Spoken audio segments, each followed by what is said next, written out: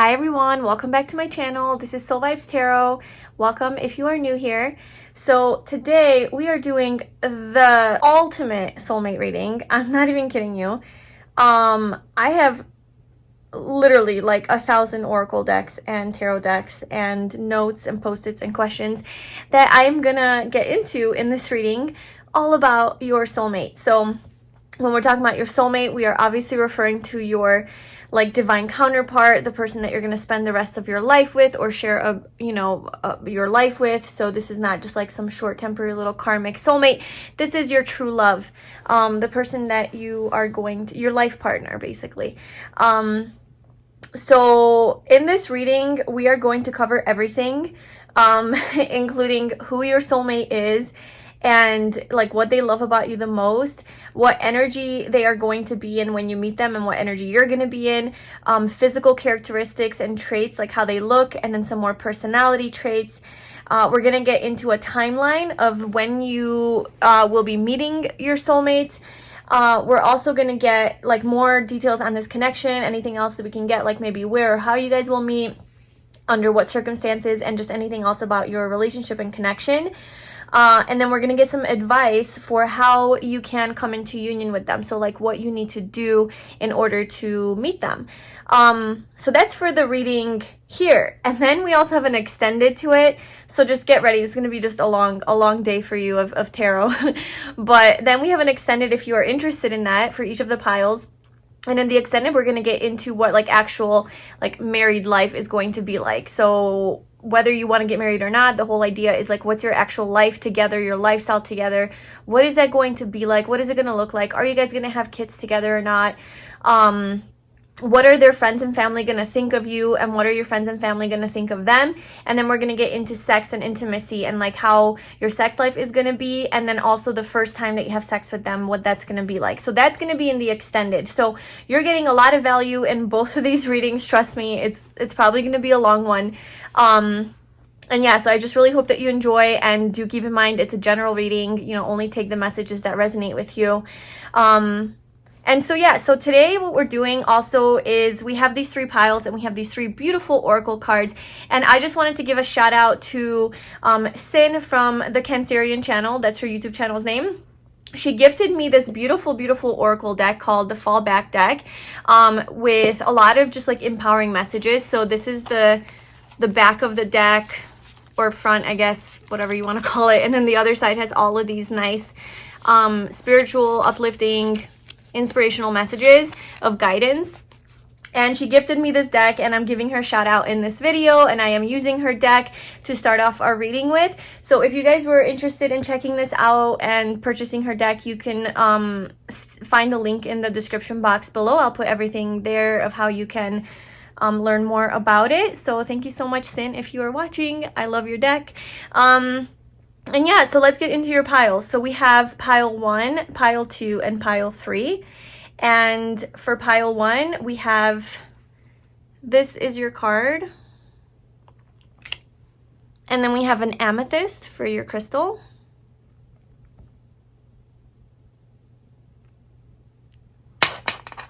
Pile 2.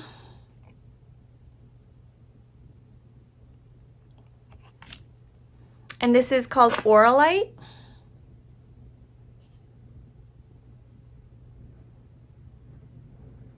This is a stone that's a combination of a whole bunch of different crystals, is what I was told. And then for pile 3, and then we have our amethyst cluster.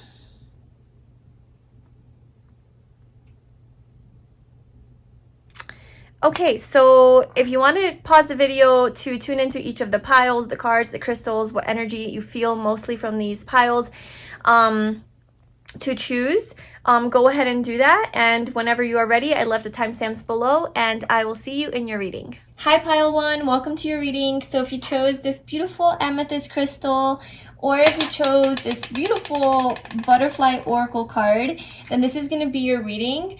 So if you missed the intro, there's a couple things going on here.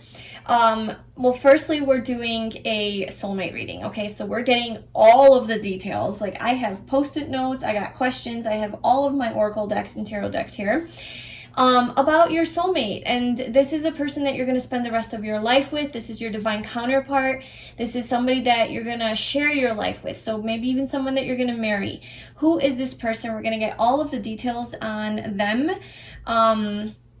Including but not limited to basically like who they are, and maybe like some timeline of when you're going to meet them, you guys' connection together, what they love about you, how they look, their personality traits, and then any advice for union. And then if the reading resonates with you, we also have an extended, and in the extended we're going to go into basically just like your married life together, or like the life that you guys are going to live together. So what is that going to look like? Any details we can get on that? Are you guys going to have kids? Are you going to travel? When are you going to move in together? Are your friends and family going to like this person, and vice versa? Do they already have a family? Like, whatever details that we can get. And also about sex and like what your sex life is going to be like, and intimacy with this person. So they're going to be both really in-depth readings. This one on YouTube is going to be super long and in-depth, so just get your coffee and your popcorn ready. And then the extended one as well. So we are starting with our first oracle card, and this is just going to kind of give me an overall message on you know, just anything we need to know about your soulmate. And then we have all of the other cards and questions, and let's get into it. Okay, so for your first card, we have trust yourself. Your intuition is powerful. Trust it. Nothing can replace your internal compass. So I think this card is really just telling you, with regards to your soulmate, that whatever inkling you have about your soulmate and whatever feeling you have about like when you're going to meet this person, or who this person could be, or what you envision your life to be like with this person, that it is true and it is right, and it's coming from you, from deep within you, for a reason. It's not just something that you're making up, like your ideal person that you wish that you could be with, that you like see yourself resonating with on a deep level, like that kind of connection. Maybe you already had like a strong connection with someone in the past that you thought maybe could have been the one, and whether they are or they're not the one, it's like that kind of feeling that you had with that person and that you really, really were fond of. That is the level of connection that you can have with your soulmate, and you know it's possible for you because you already had it with a person. And even though maybe it didn't work out with this person, you know that there is someone out there for you that you will have this connection with. So just trust in that and trust your intuition during this journey. I think for you, in finding your soulmate, your intuition plays a really, really important role first in some way, shape, or form. So I feel like you definitely feel your soulmate intuitively, or you will feel them when they're about to come into your life, or when you do meet them, you're going to feel very strong intuitive connection with them, or you're going to feel them you're going to communicate with them telepathically, you're going to have a really strong spiritual connection with them. There's something about your intuition and like your soulmate connection that is very prominent here. So for your other card, so we actually had another card from this deck come out for you, and it's go to nature, take a walk, have a picnic, lay on the grass, look up at the clouds.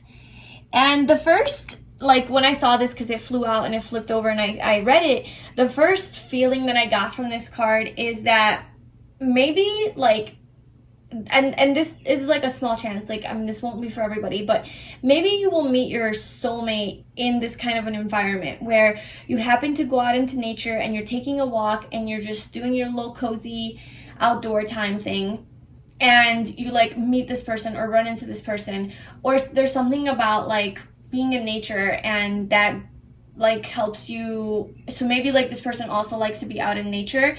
In either case, there's something to do with nature here and the outdoors and spending time out there that is going to be a very important part of your connection in some way, shape, or form. And like I said, like we're gonna see how all of this like relates and unfolds together, because we have like 1,000 cards that we're gonna pull. Okay, so then these cards are going to be who your soulmate is. So let's get into who this person could be. And so we have simplicity, We have Pisces, the mystic, imaginative, compassionate, healing, empathetic, mystical, adoring, magical, allowing, dreamy, ephemeral, enigmatic, spiritual, emotional, escapist, impractical, oceanic, self-pitying, illogical. So these are just like keywords to describe like the Pisces energy. So we have that coming out. And then for your tarot cards, we have the Two of Swords. We have the Ten of Cups. And we have the Eight of Swords. Okay, so this is like describing your person. And then we're also going to pull some cards on like personality characteristics from my homemade deck. But first, let's just go over this. So your soulmate is coming out as very, I feel like your soulmate is intuitive, and that's like where this intuition comes in. They are very intuitive and very even maybe psychic or mystical. They could definitely be a Pisces or just like have that somewhere strong in their chart. But I do feel like this person is very emotional and caring and empathic, but they might not be aware of it. I feel like this is the type of person who cuts themselves off from their deeper feelings and emotions, even though they have so much of them. I also feel like this person's an idealist when it comes to relationships, that they look at relationships in like, I have my one true love, you know, it's like this person's very simple in their thinking about love. It's like, I have my one true love, my dream partner, and there's nothing else, you know, exists. It's not like, oh, well, this is this kind of soulmate, and oh, well, this is this, like, oh, maybe they're it's like, no, either you're my soulmate or you're not my soulmate. Like, they're very decisive about that. And I just feel like they have this ideal vision of like what it means to be like in a soulmate relationship, what it means to have their dream partner. And I don't know if they would call it a soulmate, but they definitely call it like their true love, and they would view it as like, okay, well, we're happy together, we have a lot of love between us, a lot of happiness, and they want the ultimate. So this is the type of person that like wants the ultimate happiness, like the everything. Okay, they want ultimate emotional fulfillment with their soulmate. However, I do think that they have some blocked energy. I mean, we literally have the card of blockages, the Two of Swords, and we have the Eight of Swords, which is another blockage. So I feel like this person holds themselves back in life, and specifically like intuitively and emotionally. This person is very, very intuitive. However, they don't acknowledge or listen to their intuition. It's like it doesn't exist. For some reason, this person doesn't trust themselves. Your intuition is powerful, trust it. Nothing can replace your internal compass. So that's why that card came out, is because this person actually struggles with that. And we also have the Moon at the bottom with feelings. So like I said, whether this person is a guy or a girl, they are very, very like intuitive, and they have a lot of inner wisdom and just this deep inner knowing, this compass that guides them of like where to go, like more than other people. Like they're really, really in touch. Well, I wouldn't say they're in touch with it, but they have it, you know, they were born with it, with this like Pisces energy too. Like they were probably just born with this, but they're cut off from it and they're not like acknowledging it. And I almost feel like it's going to get like ignited when you guys meet, because we have the Ten of Cups here, which is all of the cups, right? It's the 10, the ultimate, and we have all of the cups here, and it's the end of the road with that. And then we have the rainbow, but it only like gets realized when these two people are like together and like holding hands and in union. So I'm almost feeling like you and your soulmate, like they are going to realize this intuitive power that they have, or this intuitive side to them, this more emotional, sensitive, vulnerable, empathic, loving, nurturing, compassionate side to them when they unite with you. It's like your union together is what's going to spark and open their heart and unblock them, because this person is very blocked, and for some reason they're not wanting to see. Maybe they live in a lot of fear, and they do seem to struggle a little bit with self-esteem.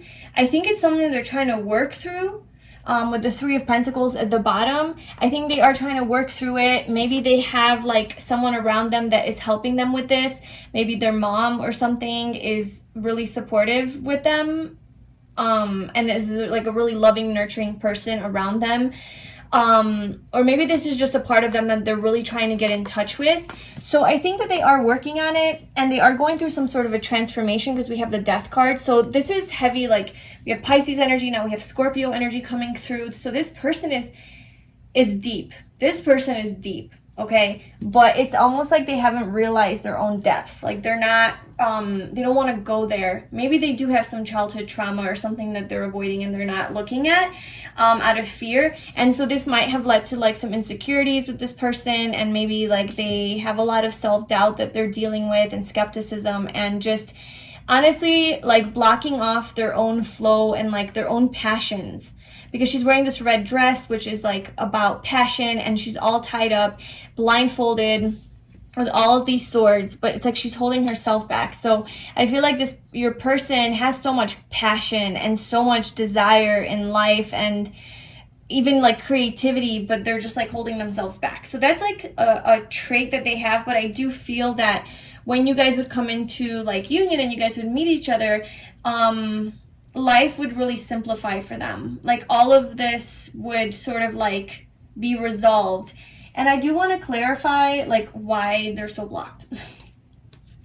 Because we have like a lot of that energy. Well, I'm not getting into that part of the reading yet, but I do see bottom deck energies, because I pull all these cards before each pile, so I have the bottom deck energies for each of them. And I do see it's time to release negativity, full moon in Scorpio, and then I see the Eight of Swords again. So this person is definitely dealing with some sort of inner conflict or negativity, that they're like anxiety, even it could be just a lot of worrisome types of thoughts. So why is the Two of Swords here for pile 1 soulmate, and who this person is? So we have Justice. I feel like they struggle to have balance in their life. They struggle maybe with relationships. Maybe maybe they were previously married or in a serious relationship that didn't, with the Three of Cups at the bottom. Okay, so maybe your soulmate had a past relationship with someone, because we also have the Three of Pentacles. So maybe your soulmate had a past relationship with someone who cheated on them and betrayed them. So there was like a third party situation here. And maybe they, I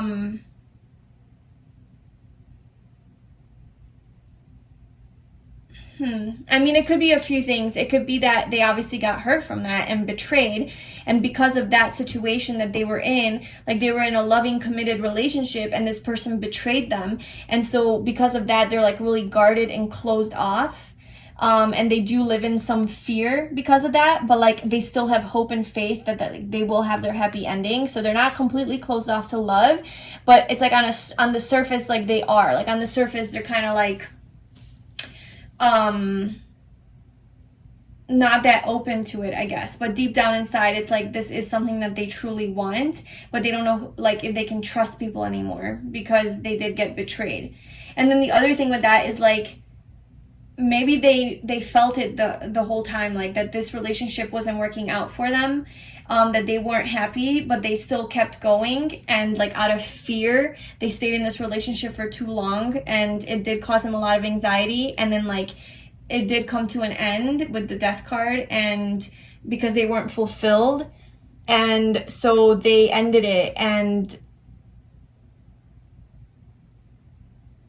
maybe, yeah, they ended it, and then they're just, maybe, I feel like maybe they could also be closed off to people who aren't relationship worthy. Well, tell me more about the Two of Swords. The Queen of Swords. Okay, so definitely I feel like this person has hardened. Like either they were dealing with a person who was very emotionally unavailable or not really emotional, maybe a little bit more cold and insensitive, and this person is a person that they had a relationship with and they were very closed off, and this created a lot of like blockages in the relationship and a lot of fear because this person wasn't loving, and your soulmate is a very emotional person and very loving person, but maybe the person that they were with in the past wasn't and made them feel bad about being vulnerable, made them feel bad about being like intuitive and psychic and having this deeper part to them. And so because of that, like they closed off, and now they're kind of living like kind of stuck in that energy of like, oh, I'm just scared to like show this part of me because I got hurt. And also with the Queen of Swords, I feel like just like your person became hardened from past relationships. So this could have been multiple people that your person has been dealing with that are just, you know, not the right partner for them, who weren't right for them, who hurt them in some way. And that's how you become the Queen of Swords, is through enough hardship and pain and heartbreak, you become emotionally a little bit detached. You're like, no, I'm not opening my heart to anybody because everyone's just gonna hurt me. So this is kind of like the energy that your person is coming through in. But your person does, like with the King of Cups, has deep feelings and emotions. So this person, your soulmate doesn't necessarily show their emotions on the surface, so they could be a little stoic and they're not like expressive with it, but underneath the surface, like they have such deep emotions and they have like this depth to them, like this scorpionic energy that gets revealed to you. But they did go through some sort of painful ending in the past that is very significant to them, that sort of shaped how they deal with relationships. Like I feel like the way they deal with relationships is a little bit more cold and aloof and maybe a little bit more hard to open up, but it's because they've been through these shitty experiences in the past that has caused them to close off. It's not like how they naturally are. I feel like before they got hurt by these people, they weren't like that. They were very open and loving, and then they realized real quick that like, oh, I can't be that way because like I get hurt every time, so I have to protect myself. So that's kind of what this person's dealing with. But they want simplicity. This person's just like is a very simple person. I feel like they do want just peace and love, and it's like for some reason they keep like attracting these partners who are gonna like not be loyal to them. So let's see what energy your soulmate is in when they come into your life, and what energy are you gonna be in when they come into your life. So this could kind of give you a timeline of this would kind of give you a timeline of when you will meet this person, depending on the energy that you're going to be in, and you know yourself, so you know when you're going to be in that energy or when you are in that energy. And also it could be a good indicator of like who this person is. So what energy is group 1 soulmate going to be in when group 1 meets their soulmate? So what energy are they going to be in? What energy is group 1 soulmate going to be in when group 1 meets them? Okay, and then let me just get, what energy are you going to be in? What energy is group 1 going to be in when they meet their soulmate? Oh my God, good, great. You guys are going to be perfectly compatible when you meet. So at the bottom of the deck, we have the Queen of Cups. So this is telling me that both of you together, because it's bottom deck energy, both of you together are going to be ready for love. You both want to open your heart to each other. You both want this on an emotional level. So I know your person's coming off as really closed off, but I feel like together you guys are going to fall in love. You guys are going to be in love. There's going to be a lot of feelings and emotions, and it's going to be like true love, but it's going to be very passionate. So we have your person, the energy that they're going to be in is in the King of Wands energy. So they're going to be very motivated to pursue you, and very like sexually attracted to you, physically attracted to you, and very they're going to desire you a lot. Okay, so this person is definitely going to take action towards you, and you're going to be receptive to that because you're going to be in the Ace of Wands energy. So you're going to give it right back to them. You're ready for this new beginning in passion, in love, And so there is this new beginning, and I do feel like your person is going to take charge of the situation. They're going to take that leadership role, and your person's, I feel like when you like meet them, they're going to be very observant of you, and just kind of studying you and watching you, and just like seeing who you are and what they like about you, and if they even like you, like feeling you out.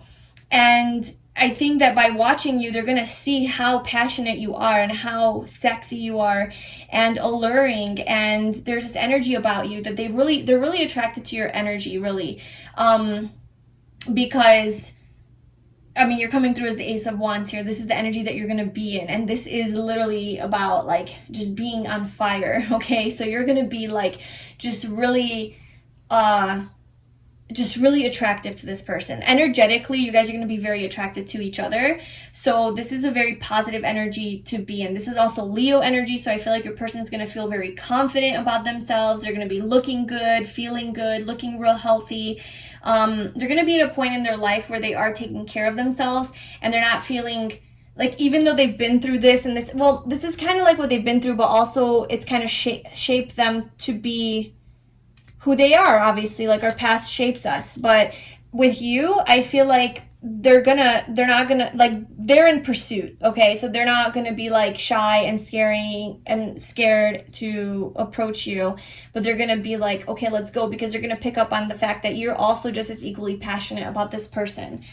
And then this card here is telling us basically what your person loves about you the most.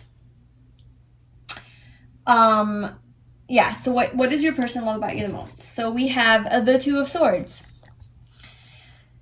Okay, so wow, that's interesting because this person also has a Two of Swords energy. Okay, so if by chance when I was describing this part about who your soulmate is and what they went through, and you were like, that sounds like me, like that sounds like my energy, then I feel like it's because you, okay, so it's probably because you also have gone through a similar situation. And so that's just showing me that you guys are mirroring each other, because we have the Two of Swords, two, you know, it's kind of like a mirror of each other, and then we also have two of them. So I feel like you guys are very similar in your past experiences and what you guys have been through in relationships. So maybe you as well have been in a past relationship where you got cheated on or betrayed, or you had a disloyal partner, or you were dealing with like a narcissist or somebody manipulative that perhaps caused you some pain to where you had to close your heart, or you feel like you're afraid to open your heart because you have been through some trauma, and maybe you're also not trusting your intuition. Maybe that's why this was your first card and the one that you intuitively chose, with this freedom butterflies just flying free, because your soul wants to be free and wants this transformation energy. And this is all about trusting yourself, your intuition. It's your internal compass, and this is what you need to know. And so perhaps both of you guys are afraid to trust your intuition because you think maybe it led you wrong. You're like, well, I trusted my intuition and I was with this ex person and they hurt me and betrayed me. Maybe my intuition is wrong. Maybe I just don't know how to choose the right partners. So I'm going to go ahead and shut that ship down. Like, I'm not going to listen to my intuition anymore because it's wrong. And so you're like doubting yourself and you're in this like negative energy, not believing. But I just want to tell you that your intuition always leads you. Like, you can't say that your intuition led you to the wrong person. If you felt like intuitively you needed to be with a person and you needed to pursue a partner, and it turned out to be not like your soulmate or whatever, it's not that your intuition was wrong and you were misreading it. Your intuition was saying, yes, go pursue, but not necessarily because this is the one, one true love, but because there's some karmic tie that you have to this person, some lessons that you have to learn, some soul contract, something that you have to fulfill on a deeper soul level, or an experience that you need to have with this person in order to get to that next level of your life, or to realize something about yourself, or to learn to break free, or to learn to become more empowered, whatever it is. Like, not every relationship we have is supposed to be the one. Most of them are here for lessons and growth. Okay, so both of you guys have been following your intuition, and you did trust these partners, and that you were meant to trust these partners. And in a way, I guess they were meant to betray you so that you can learn these like if you really look at it from that higher soul perspective, you guys signed up for it. You made a contract together that, hey, you're gonna come into we're gonna be dating, you're gonna do this to me, I'm gonna have to learn to forgive you, I'm gonna have to learn patience, I'm gonna have to learn to trust myself, you know, whatever, like whatever is the contract. And that's what it is on a soul level. On a human level, it seems shitty as hell, and it's like, fuck you, I don't want you in my life. But on a soul level, you guys are actually soulmates in a way. So the whole point of that is that, like, you guys both perhaps have that same perspective on life and that same experience, that hardship experience where you guys both have closed off. And this person loves this about you because they feel they can relate to you. They feel like you understand them. They feel like you guys are one because you get them. Like, you have been through such a similar, and if it's not a similar experience, it's like a similar emotional state that you are in. I know it's not the best emotional state to be in. Oh, great, we're both blocked off and guarded at the heart. Cool, this is gonna be fun.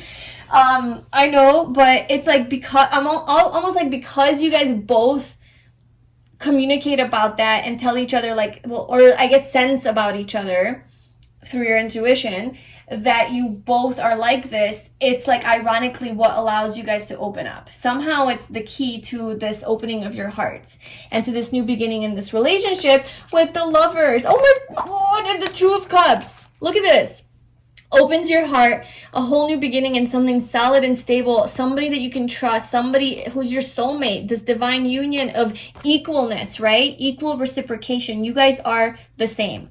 You and your soulmate are the same, so you're going to have to trust in this and take a leap of faith into the unknown, not knowing where you're going. You have to release negativity. Like, when you meet this person, you're going to have to release this bullshit that you're hanging on to, that for a reason, of course, you're hanging on to it, but it's like, you're going to have to open your heart to this person. And I feel like you will, because there's going to be so much attraction and passion between you guys, and magnetism, like, just to each other's energy, that it's going to be hard not to. So let's see, I know we're already at like, oh my god, 27 minutes. Okay, so this is going to be the longest reading ever, but we're going to get into now more personality traits about this person. So what is this person like? What is group 1's soulmate?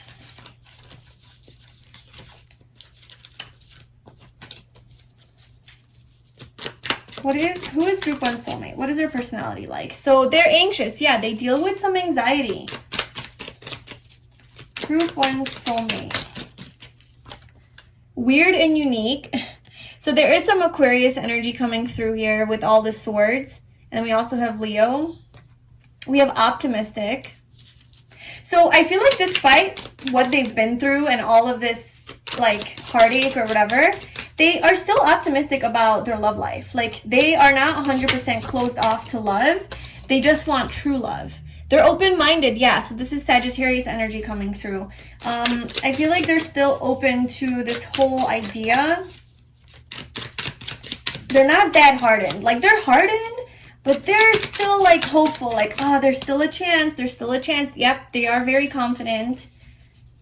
I feel like this person is definitely, like, physically attractive, sexy. They're very mysterious looking too, like just the way that that guy is looking, staring. A very sexual person, experienced, charismatic.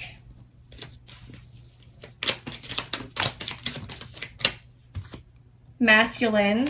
So this could definitely be a man that you're asking about, or they just have like a very strong masculine energy. They're very in touch with their masculine side. They take control, they take action, they're ambitious, they're very protective. They have that like leadership energy. I feel like in the bedroom too, they would like to be in control.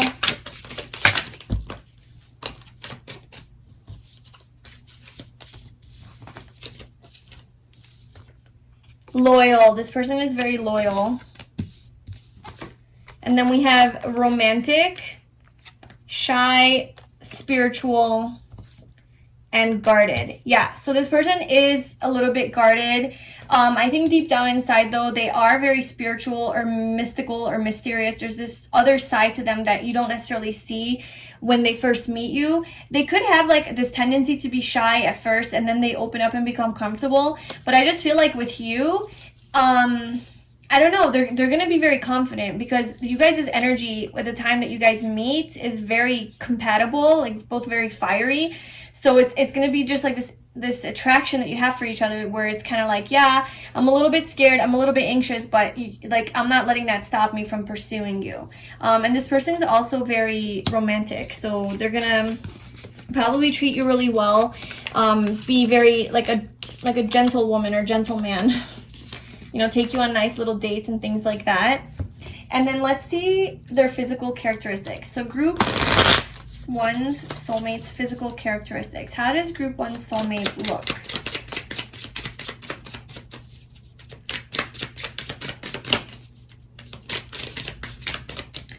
Okay, so we have Native American, indigenous, or mixed. So I feel like this person could definitely be from a different background. Obviously any of those, or just like a mix of a whole bunch of different things together. They could, you know, be darker skinned, because like we do have this here. They have a nice chest, so if they're a girl, they have nice boobies, or you're gonna really enjoy them. Or if it's a guy, then I feel like it's nice, muscular. And if you're a girl, then I feel like they're going to also like your boobies. So we have, okay, that one I took, yeah, no, we're taking that one out. We have muscular and built.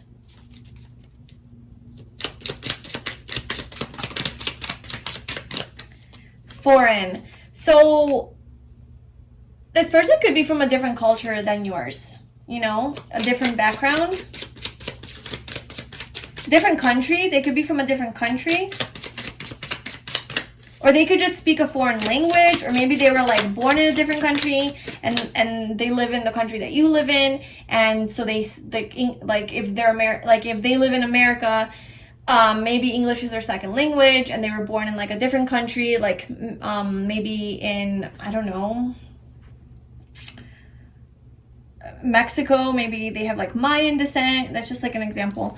This person is athletic. So yeah, this person basically takes care of their body and looks good. Anything else you can tell us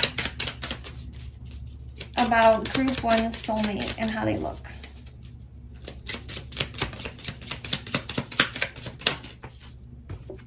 So we have nice ass. Self-explanatory. Good with their body. I definitely do think so.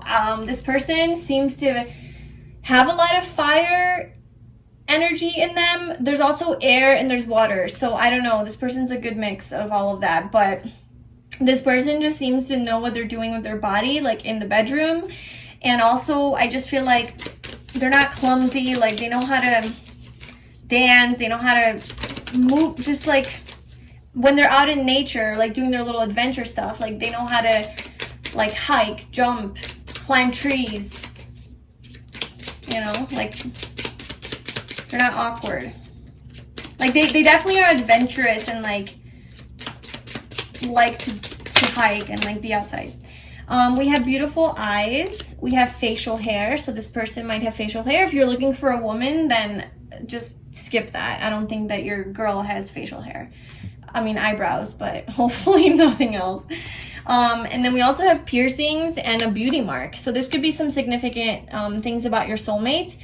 Although I am kind of getting that your soulmate's more simple. Like even just this guy like just looks very simple in the way that he's dressed. Just a t-shirt and jeans. Not too fancied up. And then we also have simplicity. So maybe they have like light, like I don't think that this person's like has like a whole bunch of piercings, like nose ring, eyebrow ring, tongue ring, lip ring, you know. Maybe they have like a tongue ring or a nose ring or something significant like that, or maybe just like an earring that they wear, or earrings if it's a guy, you know. If it's a girl, then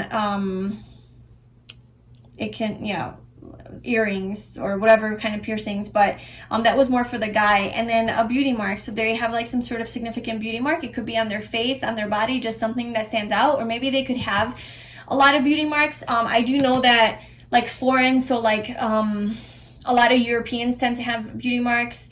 That's like a significant trait that they do, so they could be European as well, or like a mix of a couple things.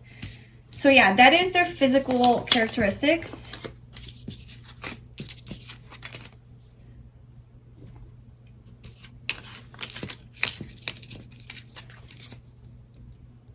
Okay, so now we have short hair at the bottom. Okay, so now let's get some sort of a timeline for when you might meet your soulmate. So remember, this is a general reading. There's a lot of us watching this, so it's not going to be for everybody, and only take it if it resonates. But we're going to try to get a general idea of when you could be meeting your soulmate. So we have the Ace of Cups. We have luck is on your side, new moon in Sagittarius. And then we have September. So what I'm getting with this is, I don't think it's going to be like a long time. I don't think you're going to have to wait forever for this to happen. I kind of feel like within the next year, you're going to meet your soulmate.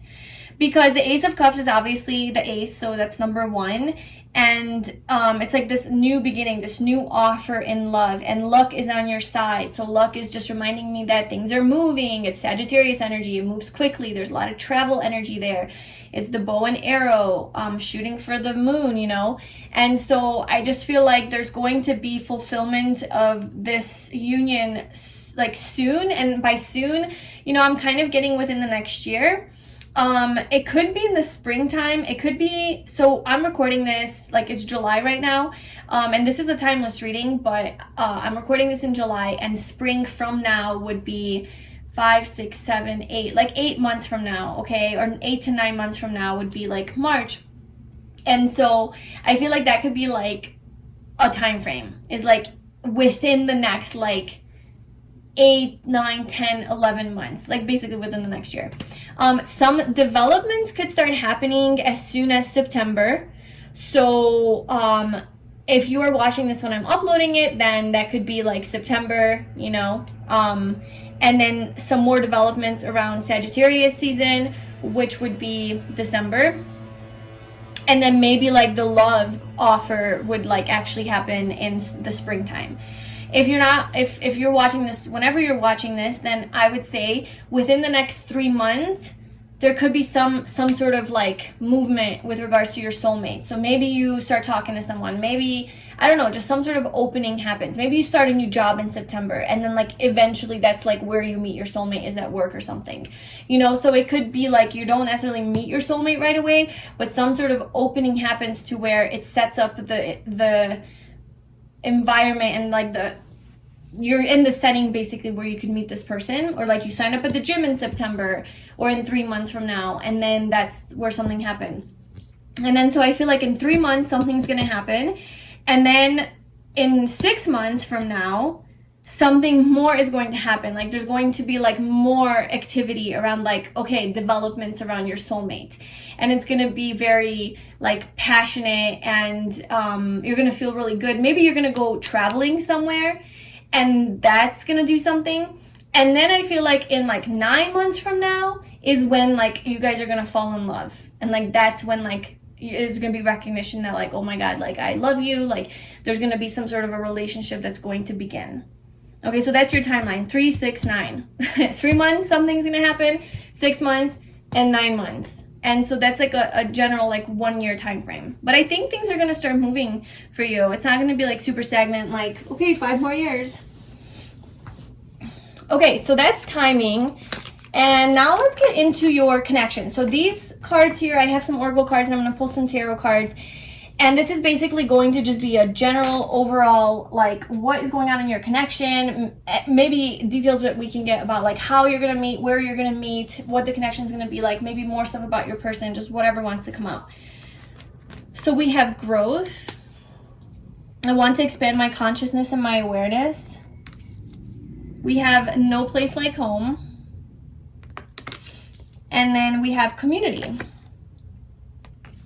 Okay, so I feel like with these cards here, this is kind of telling me a little bit about like maybe how you're gonna meet. There's something to do with a community here. So you probably will meet your soulmate in a community, a group of people. Maybe it is like in a friend group, like a friend of a friend, or you're in some sort of like a mutual group together where you have mutual friends. You might already know this person. This person might already be in like your friend group. Maybe you work with this person, right? With like the Three of Pentacles also coming out, and then now the community card. So you could work with this person. You could visit the same like gym or same like center or whatever like you do as a hobby, or the same grocery store or something where there's like a whole bunch of people and it's like a place where everybody's there for the same reason type of thing. But also like it could be through like a party or some sort of an event or like a gathering. The key here is that there's more than one person. So I don't feel like you're gonna meet your person, like you run into them, just you and this person like randomly on the street with no one around. I feel like it's gonna be because like you went to a wedding and it's a friend of a friend, and oh, that's where you meet them, or you go to here. So like I guess if you do get invited anywhere, like say yes to any community gatherings or events. Just try to put yourself out there because you might actually meet this person there. I feel like this person definitely is a homebody, and you guys will definitely want to be like, there's a lot of travel energy here with like all the wands and like that Sagittarius energy that was coming out, and also the foreign, you know, this person could be from a different place. So I feel like this person does like to travel, but I think that you guys are going to really love your home space. And I also feel like you guys are going to find home in anywhere you guys go. Like any like if you guys do take vacations together, you guys are going to find home in that place. For like if you go to, let's say, Costa Rica for a whole week, you know, wherever you guys are staying, that's gonna be like your cozy little home. And obviously like that's how it works, but like for you guys, it's like very important to make it homey and cozy. So it's not just like, okay, just like some hostel that we're staying at. It's like, no, let's make sure our Airbnb is really cozy. We have a pool, we have a bedroom, a nice bathroom, a nice kitchen where we can cook a nice dinner. Like maybe you guys wouldn't stay at hotels, you guys would stay at Airbnbs, you know, and like rent vacation homes to where it feels like home, because to you guys there's no place like home. I do see though, like you guys are going to travel a lot, like with this growth. I want to expand my consciousness and awareness. There is this like expansion energy. I also feel like I said, like creating a cozy home environment is going to be very important to you guys. That's like really standing out here. And you guys will probably want to grow a family together, because like we have this growth, we have this home.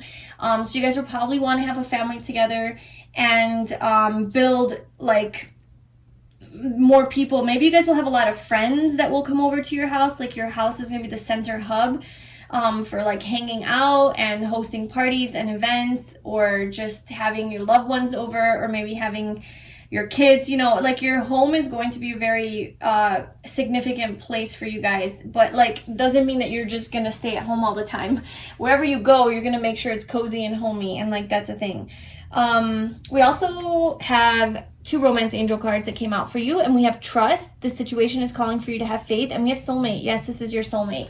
So this is just confirming that we are in fact talking about your soulmate, and I feel like you guys are going to be very loyal to each other. It's going to be a lot of trust between you guys, and it's also asking you to just trust in this journey and trust that you are going to find and meet your soulmate, and also to trust that you do have a soulmate. So you might doubt that like this actually is a real thing. Like you have your hopes and dreams and visions and you want to believe, but you've been so disappointed in the past with these other relationships, and so has your person, that you're like, is this even gonna, like, do I actually have a soulmate, or am I just like meant to be alone for the rest of my life, or meant to constantly be with these people that are gonna hurt me? So maybe you are a little bit skeptical and doubting this, and the universe is just kind of telling you, like, please trust in this. You do definitely have a soulmate. This person is your soulmate. And I feel like you guys are going to grow a lot together in this connection with each other. There's going to be a lot of, like, growth and expansion. So this person is not a type of person who stays stagnant. Like, I do feel like this person is coming from a place of anxiety, and there's a lot of things that they're dealing with mentally, like mental, like, challenges and conflict, you know, as we all have, but this person like especially has that. And I just feel like you guys are going to work through those things together. This person's not the type of person that's like fixed in their ways and like, nope, this is who I am, this is how I am, like I just have anxiety and I'm not gonna try to do anything about it. They're gonna be curious and want to try to like work on this within themselves, because they do recognize it. Like you kind of, I think, mirror back to them their own issues. Like you might be a little bit closed off as well and deal with some fear and doubt and anxiety, and so you guys might just like just like mirror that back to each other and make each other realize that like, hey, we gotta evolve out of this, we have to expand, you know. And so you guys will do something with that. Like you guys will try to work on that and grow. So like I think personal growth and development and self-help will be an important aspect of your connection. Okay, what else can you tell me about group 1 and their soulmates connection?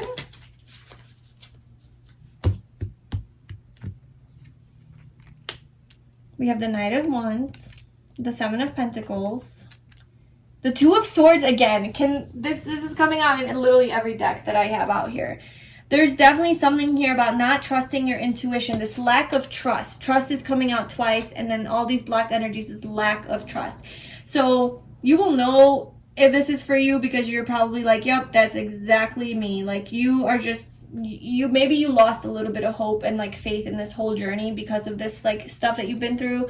There's something about trusting yourself, trusting your intuition, trusting that there is love for you, trusting that you do have a soulmate, trusting in whoever it is that you're connected to, you feel connected to, that is your soulmate. Like trusting the energy of that, you know, even though you can't see it sometimes, because you might not be able to see what's going on, but you feel what's going on. You feel it in your heart and soul, but you don't see it. You don't see physical evidence of it. And then maybe you question if you're crazy. You question if like, am I just imagining things? No, you're not imagining things. These feelings are real. Trust them, okay? However that resonates with you. I feel like you guys are going to have a lot of chemistry, a lot of sexual chemistry, a lot of passion. We have the Knight of Wands coming out here. A lot of travel and adventure. You guys are going to have a lot of fun together. There's a lot of exploration and spontaneity and just going on little trips and travel. There's heavy travel energy. So you guys are both probably going to want to see different places in the world. And you guys are going to have a good old time. Like you guys are going to have fun and laugh a lot together. I feel like this person is funny and you're going to find them funny. And there's also the Seven of Pentacles. So I think that you guys are definitely going to love to spend time outside in nature, maybe gardening, tending to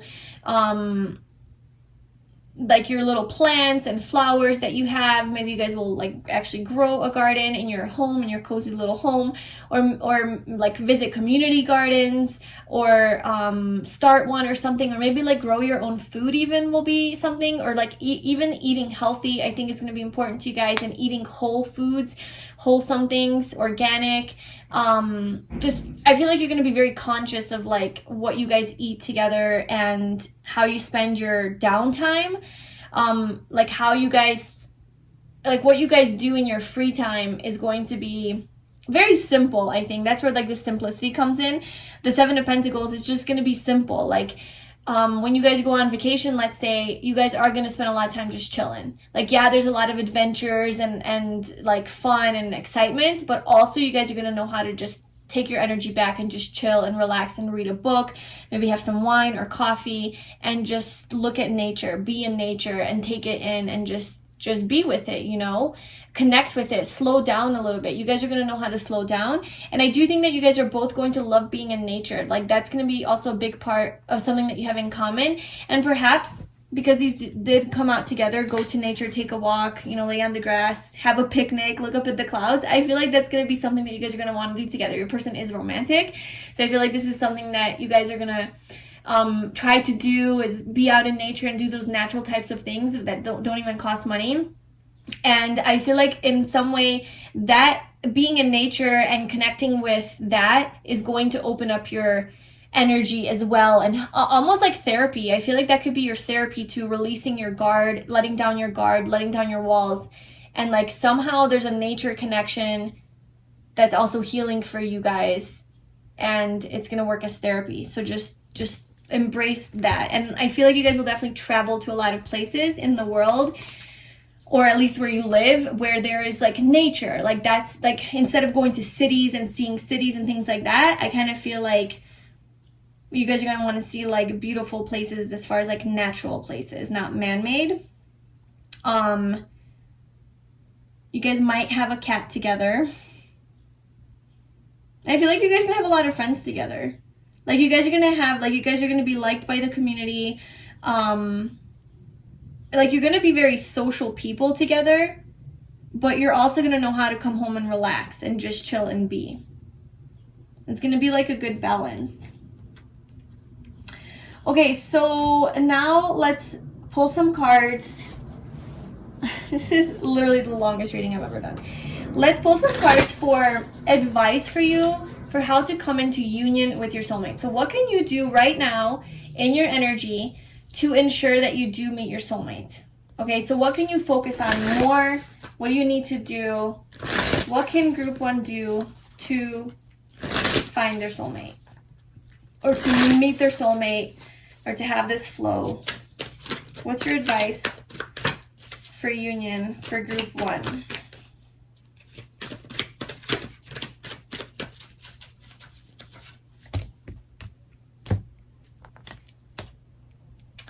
So we have surrender to receiving support and love. Allow the love and support of others in rather than trying to handle everything yourself.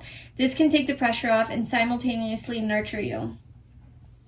So I think that there are people around you in your community, your friends perhaps, you know, your loved ones, family, who do care about you and who want the best for you.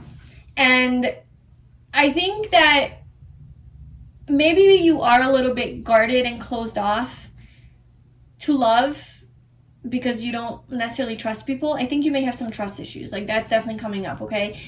Or because I do feel like you and your person are mirroring each other. So I kind of feel like you both have this. But I feel like, you know, you might have some trust issues and it might be hard for you to be emotionally vulnerable and open, okay? And open up your heart to people. So maybe you can start with practicing with your friends, just so you can prepare yourself for your soulmate. Like when they come into your life, you kind of want to already have like sort of an open heart, open energy, because when you meet them, you are in this Ace of Wands energy, which is very open and expansive, and, you know, it's all about like, passion, right? And that's like an open, joyful, loving, alive energy. It's not closed off. And so maybe you can start opening your heart, just starting with your friends, people who you know won't hurt you, like people who you've had in your life forever. Maybe opening up to them a little bit more, allowing them into your life a little bit more, sharing a little bit more details with them about your truest feelings, your fears, your anxieties, what you want in life, your dreams, opening up, okay? And then seeing that they're here to support you, seeing how to do it even. How do I receive love and support? Because if I can't even receive love and support from my friends and family, how the hell am I going to receive love and support from my soulmate? I'm going to push them away. I'm going to be this guarded person, pushing them away with my energy, and they're the same as me, so they're going to probably do the same. Somebody has to take the lead. I do feel like they will take the lead when it comes to passion, but when it comes to emotions, it might be a little bit harder. So I feel like you can just start opening your heart and your energy to the people around you in your community. Start with your closest people and then maybe coworkers. I'm not saying share your life story with them. You know, obviously have boundaries, but you know for yourself how guarded you've been because of like your pain, and that you can soften up a little bit, I guess. And let's see. Let's get a final message from the universe.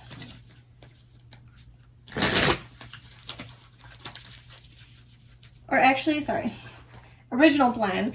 Let's get a tarot card for what can group 1 do to align with their soulmate, to come into union with their soulmate. What advice do you have for them?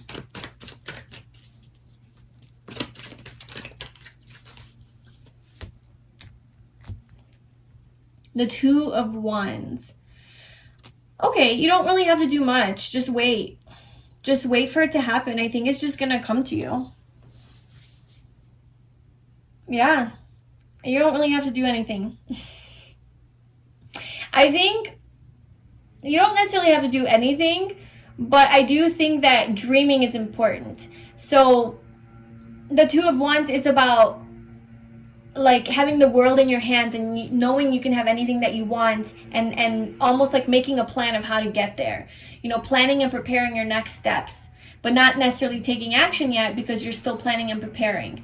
So maybe this is kind of saying about the manifestation process. So have a dream of who you want to be with, what kind of person, who is a soulmate, what you want your relationship to be like. And then once you have that, you can start to get into that energy, you know, and start to feel as if, you know, you already have this person in your life, or they're coming into your life. Like you can visualize them, you can imagine them. So I think this is kind of talking about the manifestation process, that you don't necessarily have to do anything physically, except for obviously like going out, leaving your home sometimes so that you can meet people. But other than that, like, it's gonna kind of just come to you. Like it's gonna just kind of happen. But to dream big and don't give up hope, you know? You will have justice. Like, you will have your soulmate. The scales will be balanced. You will be in a relationship with your soulmate. Like, that's going to happen. And a final message to my dear group ones about anything you want them to know about this journey to their soulmate. Anything you want them to know. Yeah. That's funny. This is what I was feeling earlier, this exact card in this deck, when I was talking about that your intuition, like whatever it is that you pick up on your intuition, that you feel about your soulmate, it's real. It's not crazy. You're not paranoid. It's real. And that's what this card is. You're not crazy. What you feel is real. Okay? So however that resonates with you, if you have a feeling about who your soulmate is, what they're like what you deserve, what is coming for you, maybe that something is coming for you, like you have a strong resonance that like, oh, I feel them coming, I feel it, it's happening, whatever that is, it's real. It's not like, you're not making it up. It's not like wishful thinking, you know, it's not your ego, it's your soul, your intuition telling you, preparing you for your soulmate. Like, it's coming. Okay, they are coming. And there's just a lot of purple here, again with that intuition energy. Your ultimate advice is to trust your intuition. Open yourself to your intuition.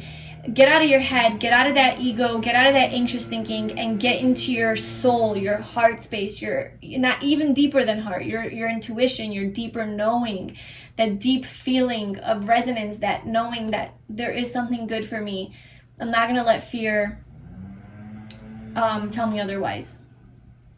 So that is your soulmate reading. That's just the longest reading ever, but anyway, I hope that you resonated with this message and that it was helpful for you. If it was, I'd love it if you liked, commented, and subscribed to my channel.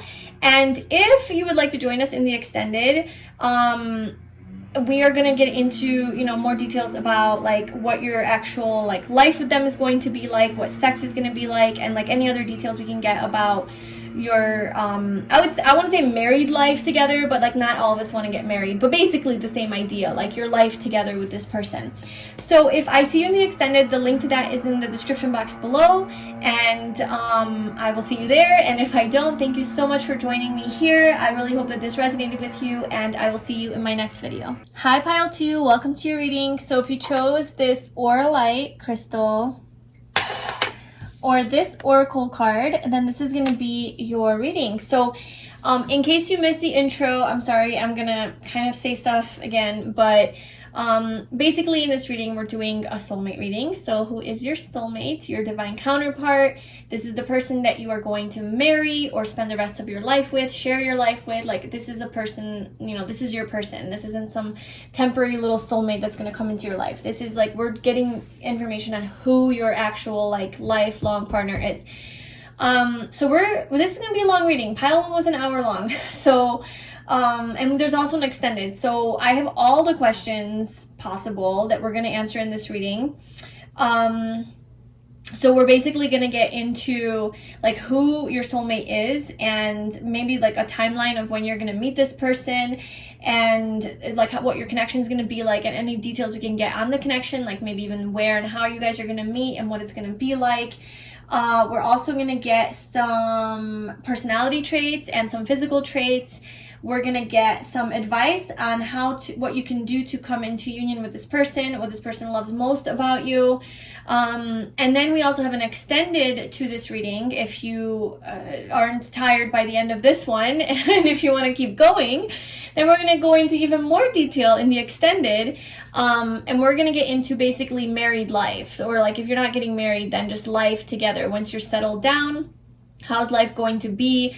You know, are you guys going to have kids? What are you guys going to do? What's life going to be like? What's your like connection going to be like? And, you know, in the last reading in the extended, I got some details on your first date and like how that whole thing went. So that was cool. So basically whatever wants to come out. And then we'll also get into your sex life and intimacy. So what that's going to be like. I'm going to get into what first time having sex with your soulmate's going to be like, and then overall your sex life. So if you're interested in that, and if this reading resonates with you, then you can check that out at the link below on Vimeo. And then also, I just wanted to give a shout out to the Cancerian channel for gifting me this beautiful, beautiful oracle deck. It's called the Fallback deck, and it is by the Cancerian channel. And if you wanted to purchase this beautiful oracle deck, then you can do so in the description box below. I will leave all of that there if you are interested. Okay, so let's get into your reading. So this first card is going to sort of just, I don't know, tell us whatever it wants to tell us about your soulmate. So we have cleanse. You are water. Cry, sweat, drink, soak, swim to refresh. So what I'm getting with this card is that your relationship with your soulmate has some sort of a cleansing effect, like a rejuvenating effect, like a rebirth type of effect. Like it's a new beginning, it's a fresh start, new energy, new you, just newness to it, a cleansing, purification, a second chance, rebirth, something like that. That's kind of the energy that I'm getting. And then I have, these cards are going to tell me about like who your actual soulmate is. So we have change. We have the 8th house of intimacy, investments, intensity, contracts, sex, erotic, capital, secrets, mysteries, obsessions, inheritance, kundalini energy, stalking, the underworld. This is Scorpio energy. And then for your tarot cards about who your person is, we have the 10 of Wands, the King of Pentacles, and the Knight of Pentacles.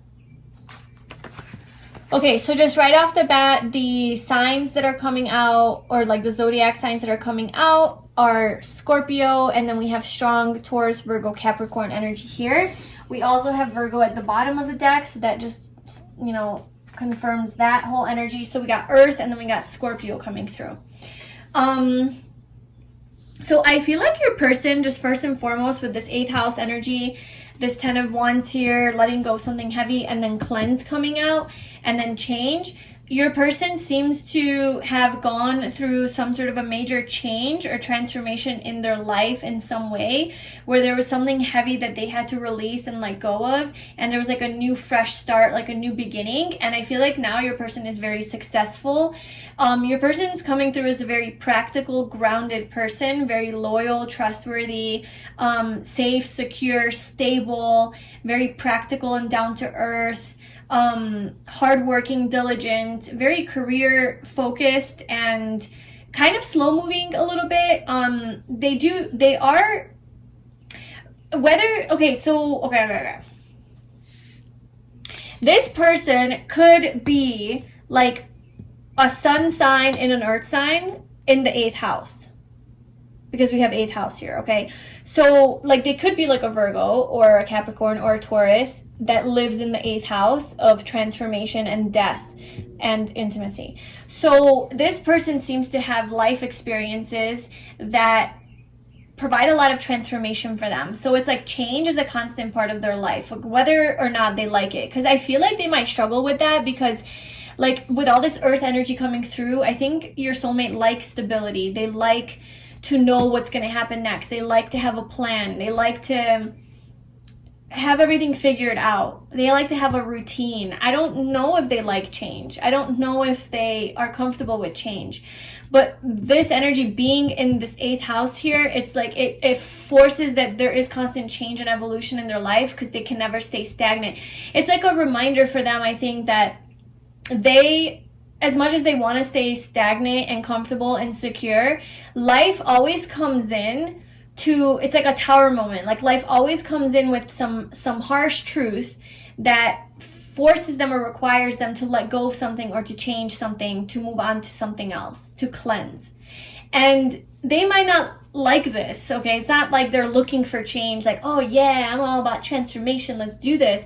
It just happens to them because it's part of their journey, their soul's journey, you know? And they maybe don't have their sun in their 8th house, or maybe they don't even have any Scorpio placements or anything, or 8th house placements, but this is just the energy that the life that kind of like that they live, where there is this, like, I'm gonna put it this way, actually, there is a strong focus on stability and building in the physical material world, but it's like they're fooled. It's like they think things are stable in their life, and then it falls apart and they're like, oh damn, like, so that was just an illusion, like there is no actual stability. I have to let that go now. And now I have to transform, and I have to change, and I have to like move on to a different part of my life. And that's the truth. That's the truth of life. That's the truth of life. And they gain a lot of wisdom from this. They gain a lot of wisdom and knowledge from this reality that they live. So their life experiences teach them all this. So your soulmate is the type of person that really has been through the ringer and really learns through life experience. They gain a lot of their wisdom through the truth that they gain through all of their physical experiences in life. This is very physical energy, very action-oriented energy, very tangible, hands-on life experience energy. It's not mental, it's not emotional, it's very practical, you know? So they go out into the world, they do the thing, they experience heartbreak, they experience loss, they experience failure, they experience whatever, change, right? Constant change, and that transforms them constantly. And I do feel like your soulmate, there is something about intimacy here that has produced a lot of big transformation for them in their life. Because we also have like love here at the bottom, and then we have intimacy, and Scorpio does deal with that energy, you know? It's very loving, deep emotions and feelings, intimate energy, but it's about transformation. So I kind of feel like your person actually desires that. Like they desire really deep intimacy in a relationship. This is the type of person, your soulmate, who wants to be in a relationship, who wants to commit to you, who's very loyal, but like there's something to do with relationships transforming them. So whether that's like in the past, the relationship that they've had really helped them transform, or if it's just like your relationship with them is going to transform them, something about that is coming through. But they're like, needless to say, your person, whether or not they want it or like it, because they do have this very grounded energy, they go through a lot of changes. They might travel a lot for work. They're a very hardworking person. They could actually be very tired and exhausted from working so much. That could actually be like a little problem for them, that they have a hard time finding balance in their life because they're so focused on power and money. Because the 8th house, you know, that is about, like, Scorpio energy is about like money, authority, power, control. And so maybe they are in a leadership position. They absolutely very well can be with the King of Pentacles. They're an authority figure of some kind, a boss to many people, and like a leader. And they might just be striving to like climb the ladder and, you know, get to the top and to have more power and control. And it's not, I don't think it's necessarily just like for that, but it's like that could be like a big motivator for them. It's like status and like having money. I do feel like your person has status, and I do feel like they have money. I feel like physically they are abundant and financially well off. I also think that your person really likes luxury, and they're really they like a nice comfortable home environment. They like a clean space around them. They're very organized and structured and well thought out. They also the type of person that, you know, likes to plan things and likes to know what's going on, even though life makes sure that that's not how life is. You don't get to know everything because, look, I'm throwing in a curveball, and they're like, damn, okay, well, that's my opportunity to transform, you know, and it does cause this transformation for them, whether or not they want it or like it. I'm sensing strongly that they don't like it, but they have it anyway because it's part of their life purpose, their life mission, to have these transformations. So it's like, I don't know, it is what it is. And we also have the Page of Pentacles at the bottom. So your person is very, very goal oriented and a dreamer. You know, your person has goals and dreams and ambitions. Maybe they have been left out in the cold in the past with the Five of Pentacles. Maybe they come from poverty, or they come from a home where they didn't have a lot of money, or maybe even homelessness, like as a child, or just being somehow left out in some way. You know, maybe they lost like a job that they had, and they had to start to like rebuild, and that was one of the changes that life threw at them, you know. And so maybe they had to like learn a new skill and be the Page of Pentacles and be like, okay, well, I lost everything, I don't have stability in my life. Maybe it was like a relationship that ended too, whatever, something that I had to let go of. And like, okay, I'm gonna learn a new skill and I'm gonna master it. And this person freaking mastered it. They committed to this goal. They had their eye on the prize. They're very, very persistent and consistent and diligent and responsible and like reliable, and you can count on them, you know. And I think also in a relationship as well, it's not just like, oh, I live for work. Maybe they live for work now because they're single and they're like, well, what else am I gonna do? I feel like they focus on something that they want, and this is the type of person that's gonna work hard diligently until they get to the end goal, even if it's not overnight success. So this is like Capricorn energy, you know, where like they have patience, like they're willing to put in the work and work through time, you know, until they get to that. So they're willing to practically put in the hard, good old work, you know, get their hands dirty and do the thing. But because they like luxury, and they like the finer things in life, and they like good food, and they like good extravagant experiences, and they like to travel, and they like, you know, to taste, you know, like wear nice clothes and taste good foods and listen to good music and go out to nice restaurants and you know, explore life and enjoy the nice physical things of life, the five senses, use their five senses, you know. So I feel like that's why they work so hard, is because they also want to enjoy life. Although I don't know that your person does take time to enjoy life, because it seems like all they're focused on is work. So this is like your person, like they focus very heavily on work. But it's a great quality to have, like what they have, like this sense of ambition and just goals, having goals in life, right? And building yourself back up after you lost everything. So where am I going next? I want to do what this person loves about you the most. Oh no, I want to do what energy are they going to be in when you meet them. So what like space in their life are they going to be in when you meet your soulmate?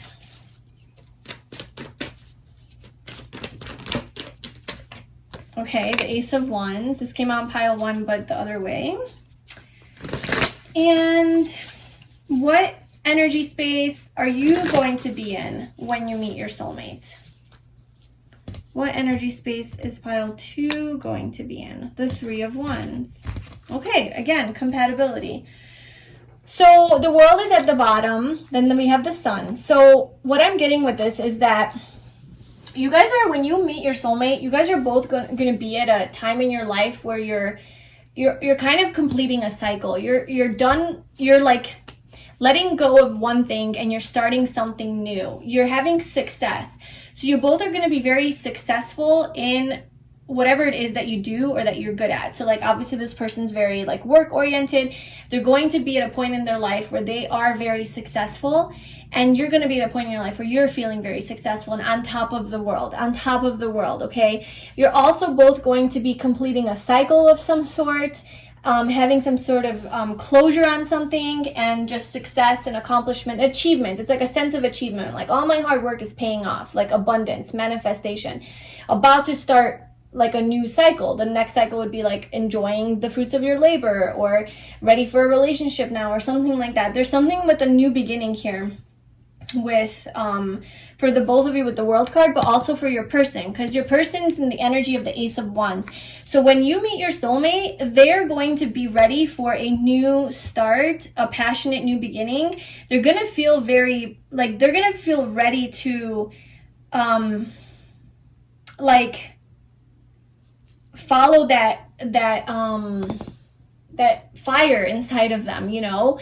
I feel like your person could be maybe working a lot and not having a lot of fun, like not having enough fun in their life because they are so work oriented, and maybe they're getting a little bit bored with their life. And so when you meet them, it's kind of like you're waiting for them. That's kind of what I'm getting. You're in the Three of Wands energy. So you're in this like waiting and watching for your ship to come in energy, and here they come right on in with the Ace of Wands. So I think that they are the ones that are going to be pursuing you and coming after you, and very passionately so, very driven, very highly desiring you, and being very, very physically and sexually attracted to you. Again, a lot of fire energy. I feel like when you guys meet each other, it's like it's gonna wake up something in them, like it's gonna bring them to life, because they are kind of like more just kind of working, you know, and just doing that. How fun could that be? I mean, if you love your job, of course it could be fun, but you know, everybody needs to have a little like playtime. And you guys, when you meet, it's like they're ready for playtime. And obviously that's like sex as well, but also it's just like going on adventures and getting to know each other and just like building something, seeing like there's gonna be a lot of fire between you guys, a lot of chemistry. We also have chemistry here at the bottom, new love, and then we have passion. So as far as like the physical chemistry and situation going on, I think that's gonna be fire. Like literally it's gonna be on fire. You guys are gonna have a lot of that going on, and you're gonna be very attracted to each other, and you're gonna wake something up in this person. And this is something that you've been waiting for. So you're just there kind of, the energy you're in is you're ready to grow and expand. You're ready to grow and expand. You're ready to get out of your comfort zone. You're ready to leave behind what you know and to start something new that you're not familiar with. You're ready to expand. Your energy is very open when you meet this person. And your open energy attracts their passionate drive towards you to them. They're like, okay, they're ready. Pile 2 is ready for me, and I'm coming in hot. So that's kind of what's going on there. And this card here is what your soulmate loves about you the most.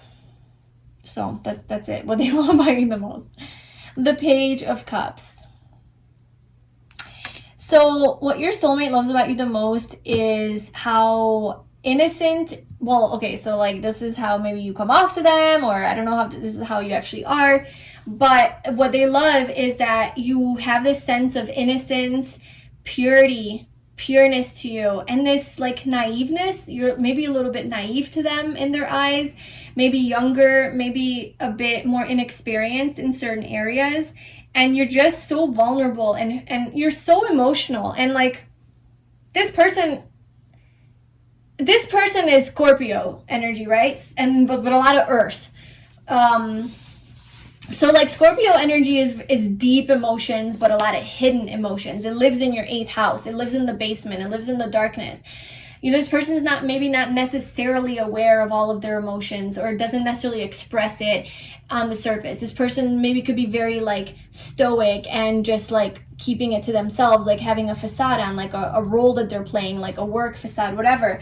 But you are so open and free-spirited and loving, you know, and open with your emotions and feelings, and you just kind of say it how it is. You tell them that, hey, you give compliments like, hey, I like this, I like that, or hey, this is how I feel, or like, you're just so jovial and happy and like childlike and innocent and youthful and fun to be around, and you're funny and you're like romantic and you're just so cute is like the energy I'm getting. It's Cups energy, you know, so it's a very sweet and loving and like nurturing, but like a youthful way, you know. But also we have the Queen of Pentacles at the bottom. So I feel like it's not just like, oh, they're a little child, pile 2's a little child, great, you know. it's like, yeah, you have this youthful energy about you that they really, really love, because I think they maybe have a hard time being more childlike because they have to be so serious at work and play this serious role, that like when you come into their life, it's like, oh, I can be free again, I can be a child again. And so you kind of open up, like they really like that in you, you know? And but they sense that you would be a good like spouse, because they are looking for a spouse. Like they're looking for something serious, your person. Okay, because your person is like in a relationship too, like at work, yes, they excel and they develop, but also in a relationship, like they like someone and they're like, okay, let's make this work, let's put in the effort, let's commit to each other. They want to be in a relationship. They're not coming to as like a player type, although they have a lot of passion and all of that. So they're not like boring or anything, but they take relationships seriously. They have a very loyal heart. Like they're a very loyal, dependable, reliable person, very stable and secure. And they're looking for their Queen of Pentacles, they're looking for their counterpart. And they see that in you. That's what they love about you, is that they do see that sense of stability in you, that you would make a great partner. You're loyal just like them. You would be nurturing and loving, and you're also about business. Like you also like your job, and you also, your career is important to you, or you have a lot of goals in life and you're not just like a loser. Like you have like things going on in your life. They really admire that in you because that's how they are as well. And that, but you're a little bit more like innocent and fun, which is like very refreshing. It's like a cleanse, literally, like you're like a cleanse to them, it's like this pure energy that they need in their life. Because they're so hard, like, I don't know, there could be stressed. Like, their person could just be stressed from all that work. So as far as timeline, you know what? Actually, before we get into timelines, let's get some characteristics. So we're going to pull from my little homemade deck of personality traits. What is pile 2's soulmate personality like? What else can you tell me about pile 2's personality?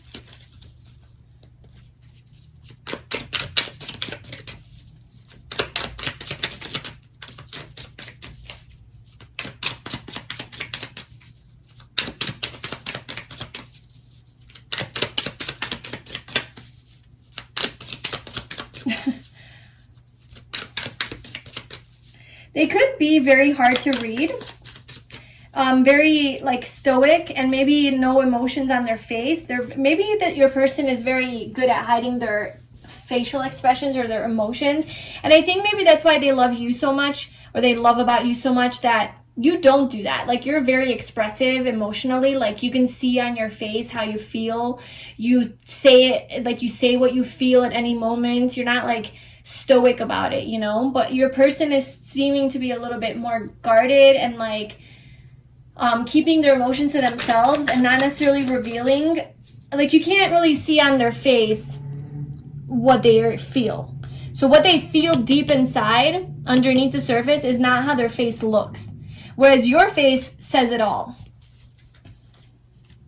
Even here, if you look at this picture, your person's energy is the Ace of Wands. Ace of Wands, for the love of God, is all about passion, excitement, aliveness. This freaking chick is sleeping. Can you tell on her face that she wants like adventure and love and like happiness and vibrancy and aliveness and passion and all of that, like quick moving, crazy, happy energy? Can you tell on her face? No, she's sleeping. This is kind of your person. Like inside, in their mind, is a whole different story than what is on their face. Patient. So your person definitely, with all this earth energy, especially the Knight of Pentacles, is very patient. They are quite slower moving. I will say that. They're not necessarily impulsive. They think things through. We also have air signs, so they could obviously have some air in their chart or be an air sign, Gemini, Libra, Aquarius, or maybe just like have that in prominent places in their chart. But they definitely are very intelligent and logical and like brainy, maybe nerdy a little bit, and they are thoughtful. Like they think things through. We also have artistic and sexual. So they definitely have a creative side to them.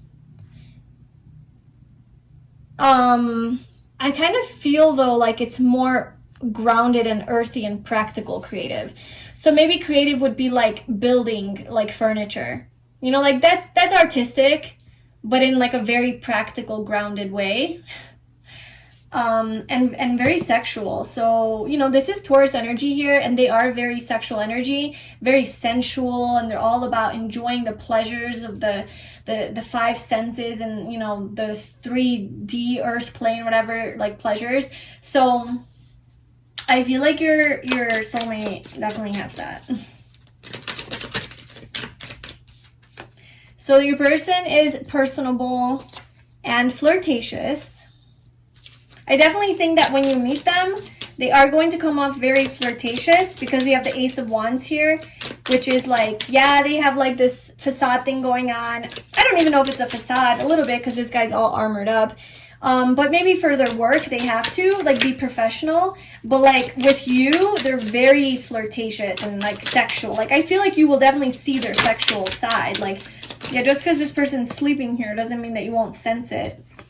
They do come off as quiet and loving. They're a loving, caring person, a little bit more quiet and reserved. That could just be at first. Yeah, look at reserved, private. Yeah, they keep things to themselves. That is that Scorpio energy too. Just, yeah, it just takes a while. It takes a minute for them. Stubborn, definitely with Taurus energy. Emotional and sensitive. They keep these deep emotions that they have to themselves. Like they do have deep emotions with that Scorpio energy, but they just don't show it. So you wouldn't know it, but they are very sensitive and emotional. And so I feel like their feelings do get hurt easily. And then look, we have emotionally sensitive and then mature came out with it. So I feel like your person is emotionally mature. Like they aren't like petty. They aren't gonna talk shit about you behind your back, or you know, when you guys get into an argument, they're not gonna be like an angry asshole who's just gonna say all the mean things. They're gonna be very level-headed. They're gonna be able to talk through the argument and try to see your perspective and understand what you're saying. Like if you're making sense to them, they're not gonna be like, ah, fuck you, like you're a stupid bitch. They're gonna be like, okay, yeah, that makes sense. Like, okay, so they have, like, they're intelligent, they're emotionally intelligent, you know. They're mature, like they're grown. And they don't want drama. We have grateful and adventurous. I do think your person is grateful because they did seem to go through some sort of loss in their life, to where they probably maybe lost everything that they had or lost something. And now that they have what they have, they are very grateful for it, because they know what it feels like to not have it. And they're adventurous. I do see with all of this earth energy that your person does like to be outside in earth, like in nature. That's like something that they like to do. They like to go on adventures and try new things and explore. Yep, your person's stoic. They don't really show on their face what they feel. They're hard to read, but they are very romantic and accepting and non-judgmental. Yeah, and I'm also getting Aquarius vibes from this as well. And I do feel like your person is really emotionally mature, to where they're not going to be judging people like for being different. It's like, no, whatever, like you're cool, let me get to know you. Okay, let's get some physical characteristics. So how does Pile 2's soulmate look? What are some prominent traits that they have? How does Pile 2's soulmate look physically?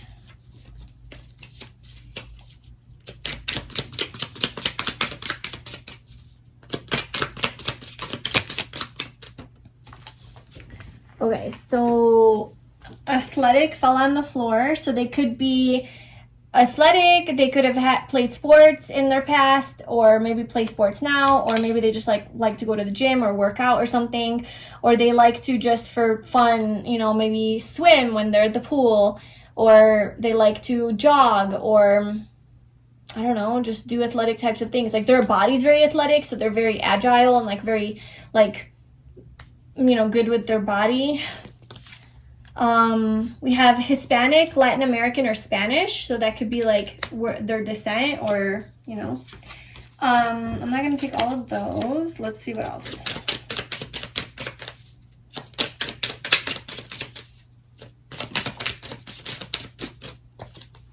We have facial hair. So they have facial hair. Obviously, if you're looking at this, came out in Bio 1 2, if you're looking for a girl, and if, you know, that's probably not going to apply. Maybe it'll apply. Hopefully it won't apply. But if they have if it's a guy, then they might have a beard or a mustache or maybe some scruff going on. Yeah.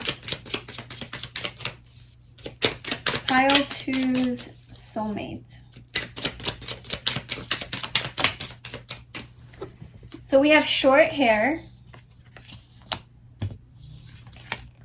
We have Native American Indigenous mix that came out for pile 1 as well. Your person could, and then muscular and built. So your person could definitely be like a mix of things. I'm getting a little bit darker skinned person, and they could obviously be of like from like an indigenous culture or Native American mixed with like Hispanic or something like that, and other things, or this doesn't have to be any of that. It could just be like they're maybe half Hispanic and half white, and that's the mix. So this card is like ///. So it's Native American / indigenous / mix. So this is they could just be a mix of black or Hispanic, or half white and half Hispanic, you know, something like that. It's just showing that they're not just one thing. Oh my goodness. Well, I'll take this one. Clean and put together. Yeah, with that Virgo energy especially, your person is like, they take showers, they smell good, they take care of how they look, they do their hair, like they're put together, like they're not rough looking and dirty and wear shirts with holes in them and mismatched socks. Like, you know, they pay attention to what they put on, and they make sure they smell good when they go out and that they look good. Yeah, they care about how they look. What is happening with pile 1 and 2? Like, that also came out, like beauty mark and full lips. So this person has full lips. You'll like their lips. They have a prominent beauty mark on their face, on their body, somewhere. Birthmark. Curly or wavy hair. So that could be their hair type, or maybe if they have straight hair, they curl it a lot.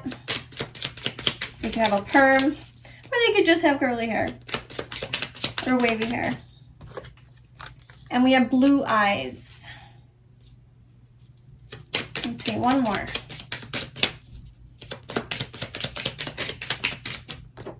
Dark hair. Dark hair, blue eyes. So yeah, they could definitely be like half white, half Hispanic, because that's like the vibe I'm getting from that. But yeah, take that how it resonates. You know, it's a general reading. Keep that in mind. If your soulmate comes through and they have green eyes, just, you know, don't push them away just yet. Okay, now we're going to go into these cards about timing. So when are you going to maybe meet your soulmate? So let's see what we get from that. So we have you are good enough, full moon in Virgo. So we got more Virgo energy here. We have January, and then we have the 7 of Pentacles and the 4 of Wands. Okay, so January is like some sort of a significant timeline here. It could be a birthday, so it could be definitely Capricorn, also Aquarius, you know, or maybe you could have a birthday there. Or maybe something will happen in January that leads into your soulmate. So this was coming up in pile 1 as well, where like it's not necessary, like obviously you can meet your soulmate in January, obviously. But you know, right now that I'm filming this is July, this is a timeless reading, but just doing the math, you know, that's 6 months from now. So 6 months from now, whenever you're watching this, could be a significant time frame to where something develops to get you closer to your soulmate. So within 6 months from now could be something. So like an example of that would be like, maybe you have no soulmate in sight for 6 months, okay? And then in 6 months you get an invitation to a baby shower of your friend, and you go to that baby shower, and there's a person, there's your soulmate that you don't know is your soulmate yet, but it's like that's where you guys kind of like, maybe you don't even meet necessarily, they're just there. And then later something happens to where like you see them again through another, you know, group gathering, and then you guys start talking. You know what I'm saying? So something can happen within 6 months from now, or in January with regards to your soulmate. We also have full moon in Virgo, and we have the Seven of Pentacles. This is overall like what I'm getting, the vibes that I'm getting. It is kind of a slower moving energy. Your soulmate does move slowly, okay? Like that's the thing. That's how they are.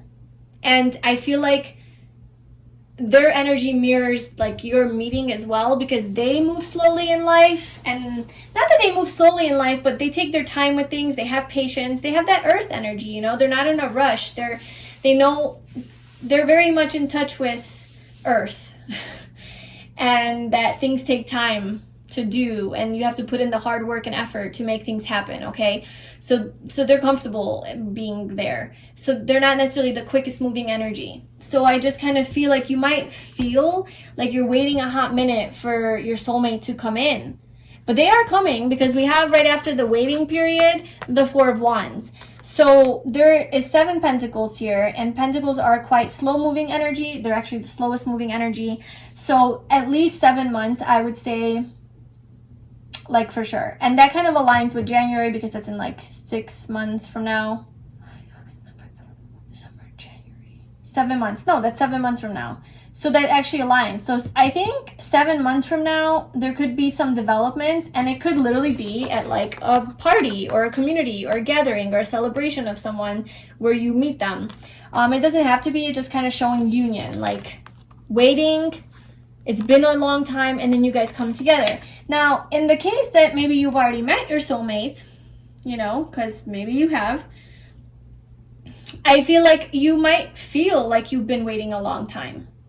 Like you might feel like, you know this person, and for some reason or another, it didn't work out, but you're like, okay, this is my soulmate, or maybe you do know, you are like in contact with them, but nothing's happening really, and it just feels like forever for progress to happen. And there has been no progress. Like they're not opening up. They're not asking me on a date. They're not whatever. So I do sense that here, that you have been waiting for a while before you meet them, or before you come into union or reunion with them, okay? Because we also have like Virgo energy, which again is earth, and that's again slow. And I think in this time that you are waiting for your soulmate to come in, whether you already know them or you don't, seems to be some stagnancy and a need for patience from you.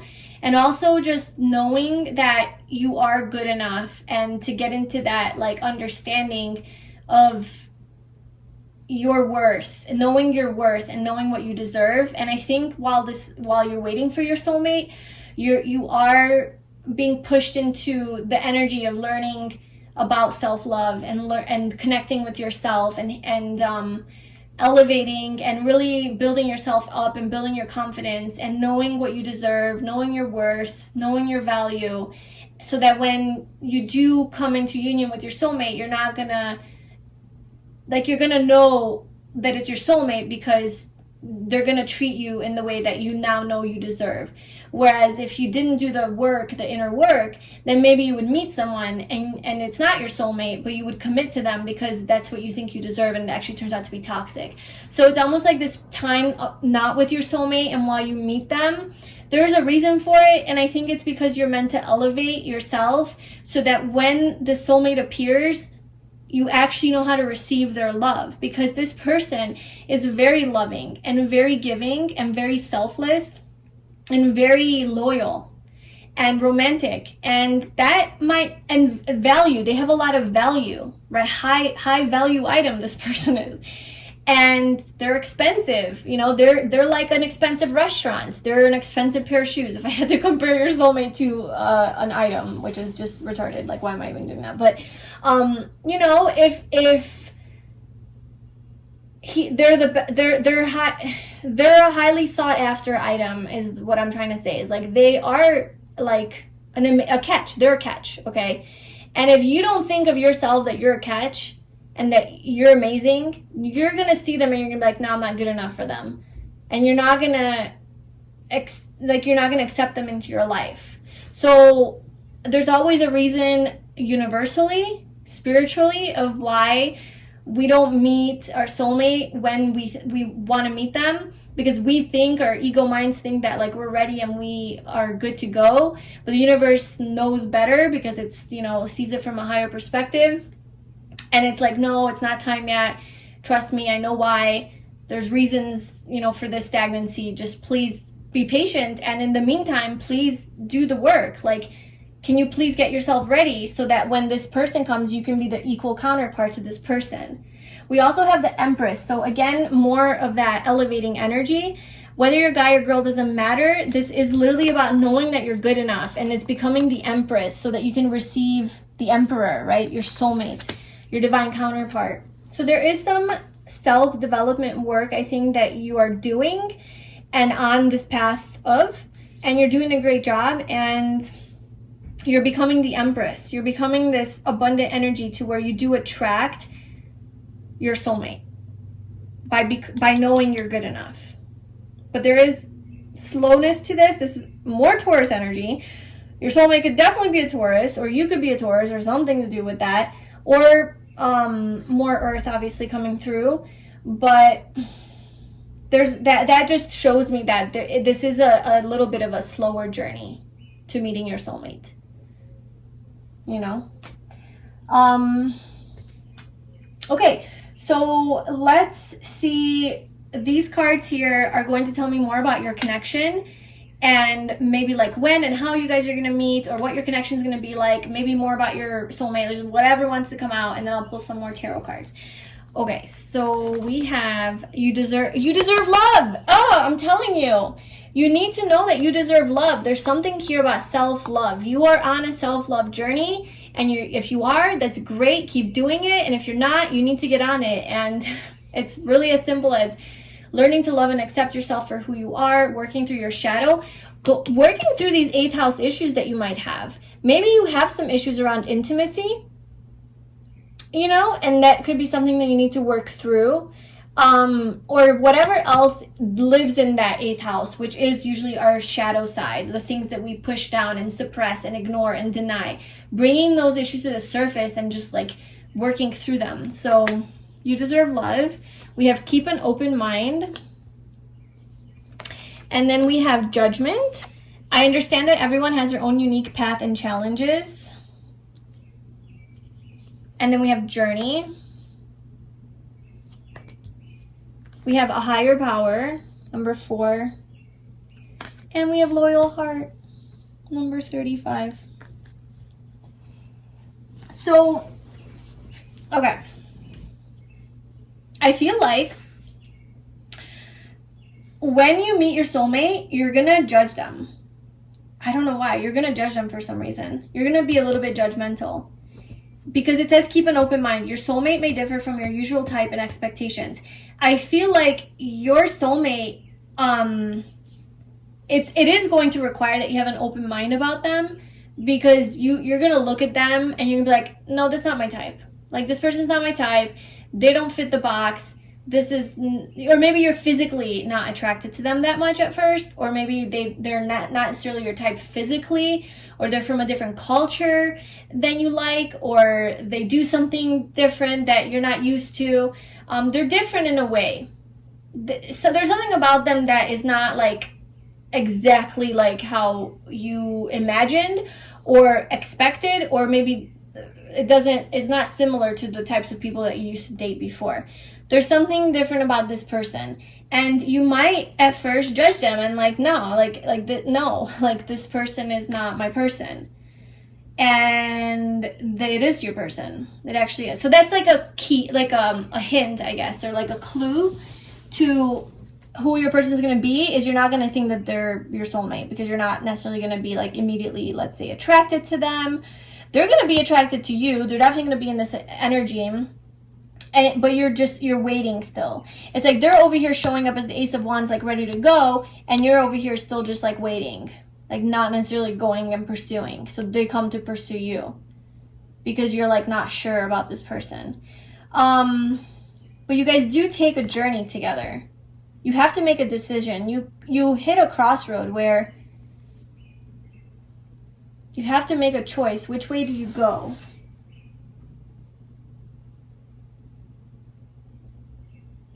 Do you go towards the scenic view, curious town, or I don't know what that one says.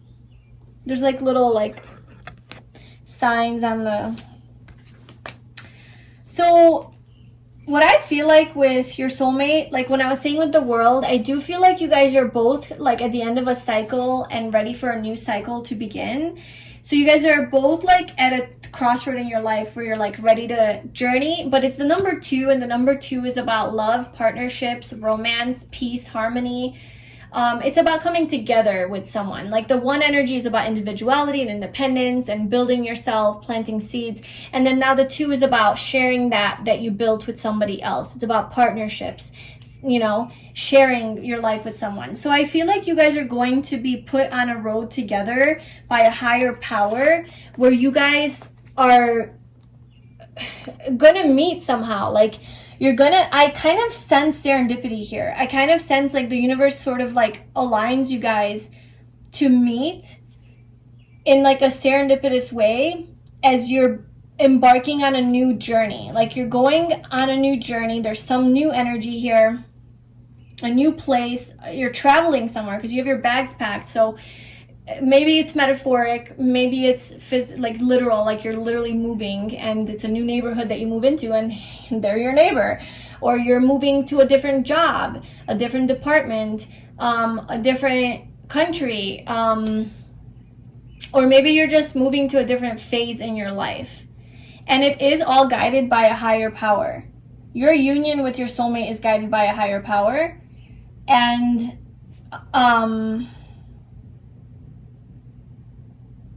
it's going to be very balanced, your connection. There's going to be a lot of balance, peace, and harmony, and a lot of stability in this connection. This person is very loyal. Look, we have 2, 4, and then 8.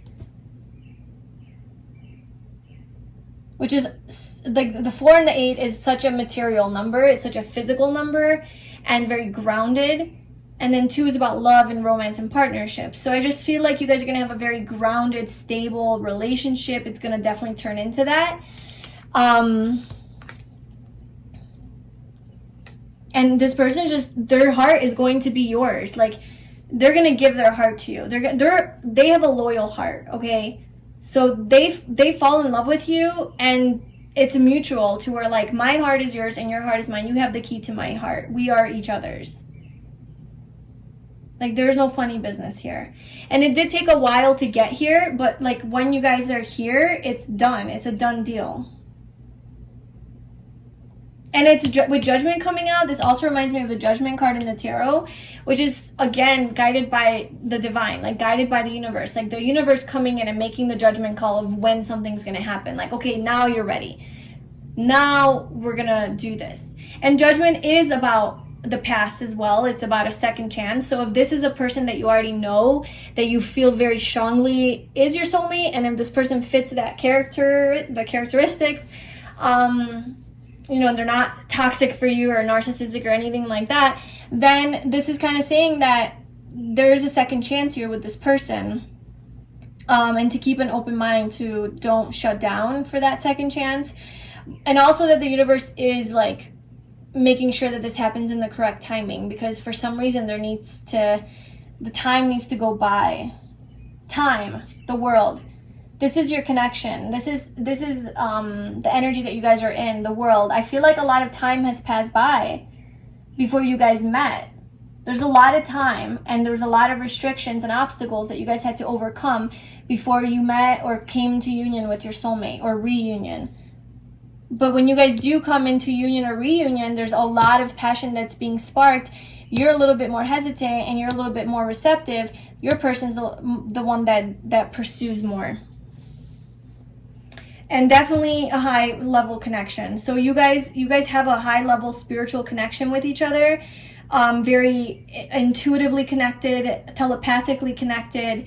You guys probably feel each other. You'll probably feel this person before they come into your life. Maybe you could have dreams about this person. You might feel this person when they're not with you, when they're not around. You might feel when they're going to text you, or you might see a lot of like synchronicities or signs that are leaning towards them, you know, reminding you of them.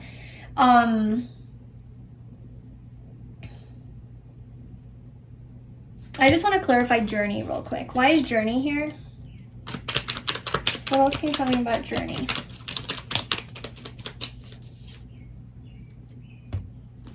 I just kind of feel like it's been a long journey. Like it's been a freaking journey to get to your soulmate, you know? It hasn't been an easy journey. And maybe it'll require that you do leave behind something and make this choice. Like you have to make a choice to be with this person because they're your soulmate.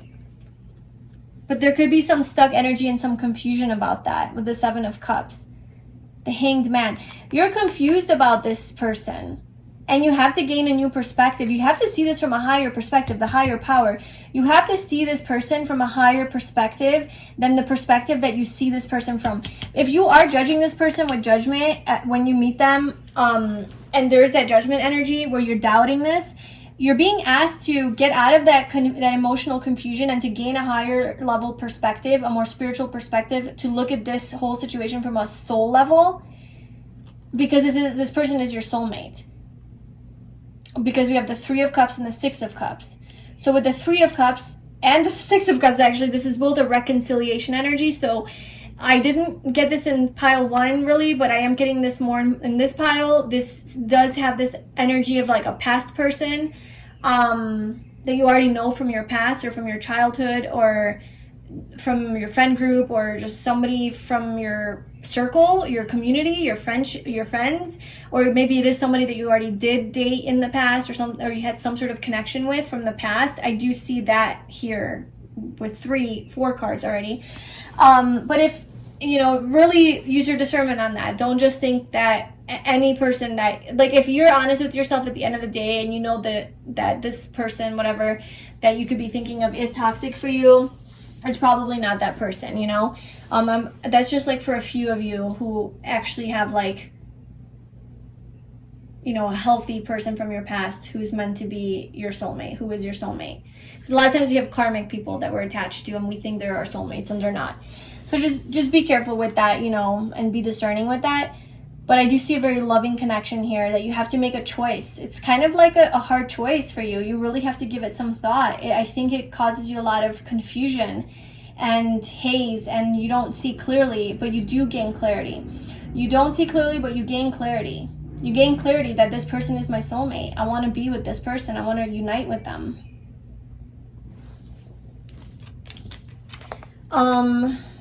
Oh, tarot. Hello.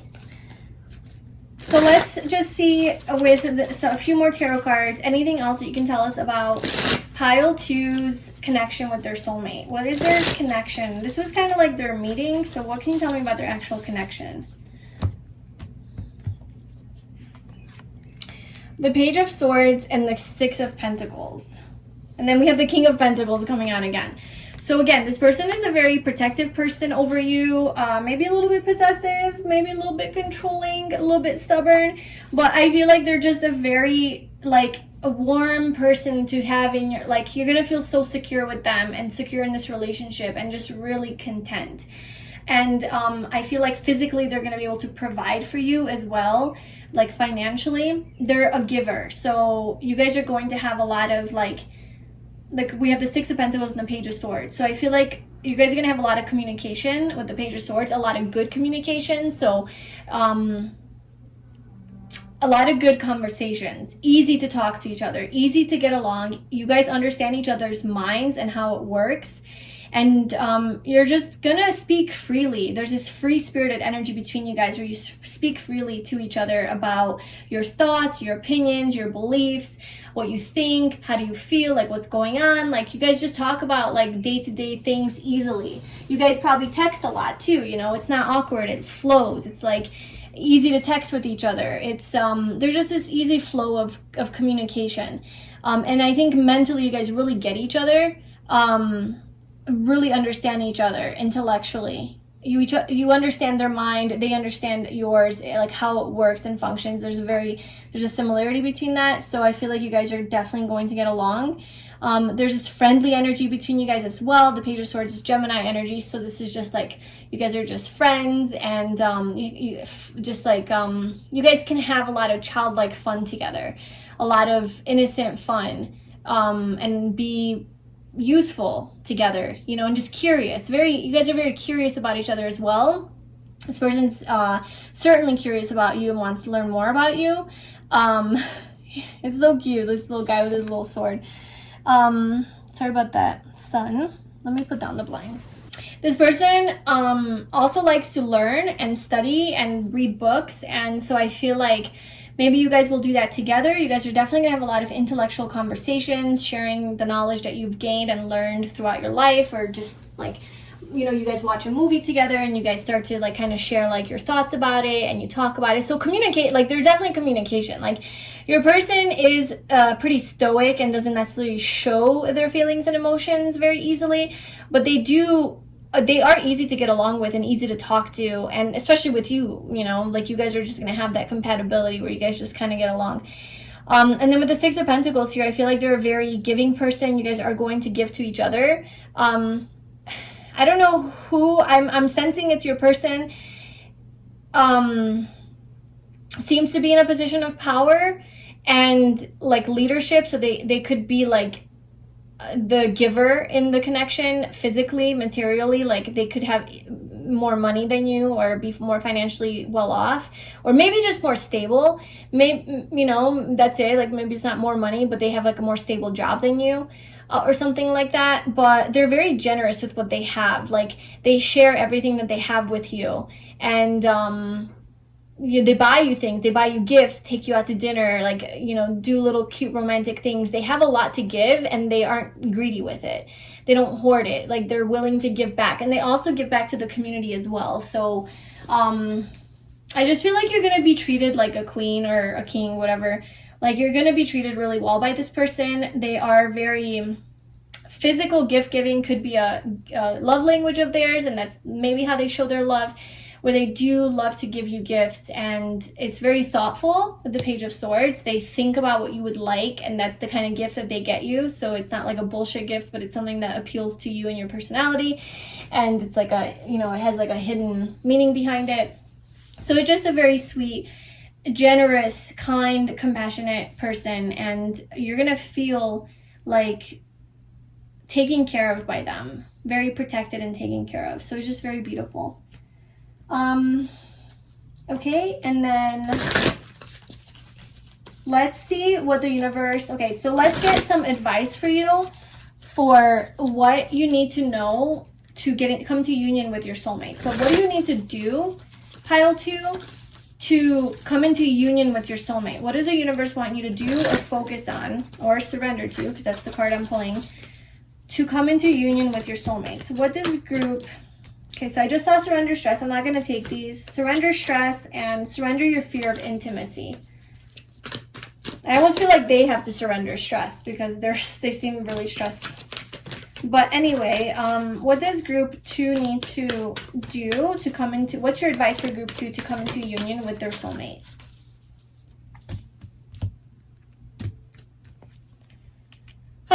Oh my God. Surrender to divine timing.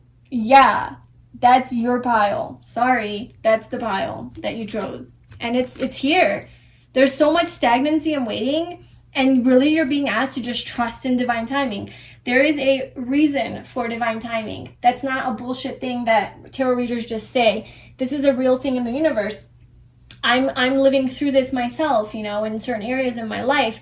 And I realize when I finally get what it is that I want, I've been waiting for forever, I look back and I'm like, that 1000% makes sense and needed to happen in this way. If I got this thing last year or last month or when I thought I wanted it, it just wouldn't work. It wouldn't be the right timing. divine timing is so important, and it's this higher wisdom, this higher intelligence, really, that, you know, is basically like orchestrating things, and we just have to trust in that. That's it.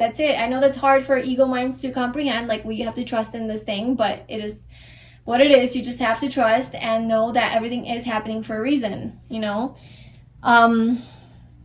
Yeah, it says sometimes divine timing may differ from your ego's timing. If a goal isn't manifesting fast enough according to your ego, be patient and trust the universal flow. And patient came out, you know, it came out a couple times. So that's the card. So just surrender to divine timing. Okay, what else does group 2 need to do to come into union with their soulmate? What's your advice for group 2 to come into union with their soulmate?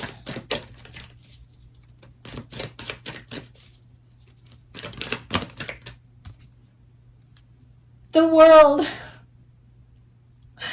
Oh my god. This is literally the divine timing card to me. Because this is Saturn, which is about rules, time, and restrictions, and delays, and obstacles. So it's like twice, 3 times, because we have the World again. So what should you focus on right now while you're waiting for your soulmate? Or like, what do you need to do to come into union? It's honestly to just trust, have faith in this journey. Have faith in this journey. Don't judge the journey. Have faith, keep an open mind, know that it's coming, trust in a higher power. Union with your soulmate is coming. That's it. That's all you have to do is trust and surrender. Trust in this timing. Trust in the timing of these events, and understand that there's a reason for the delay. There's a reason for the slowness. There's a reason. Your soulmate's not ready yet. Your soulmate's still working. I don't know what the reason is. But whatever it is, like, it's not ready. The tea is still brewing. You don't want to drink a watered down tea, right? If it's not ready, it's not going to taste good. So that's it. King of Cups. There it is. Your soulmate's coming with full of love.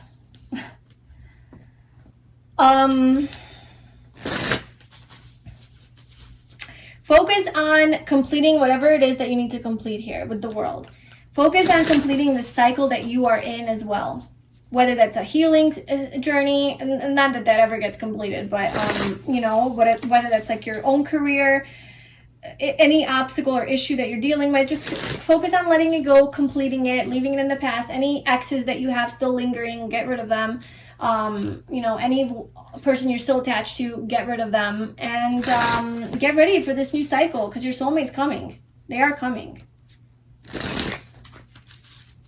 And I think you're going to have some big sort of development in about, well, I can't say that. You know, I can't say in about 6 to 7 months, because you might have already been waiting 7 years. Well, I guess then what's 6 months, right?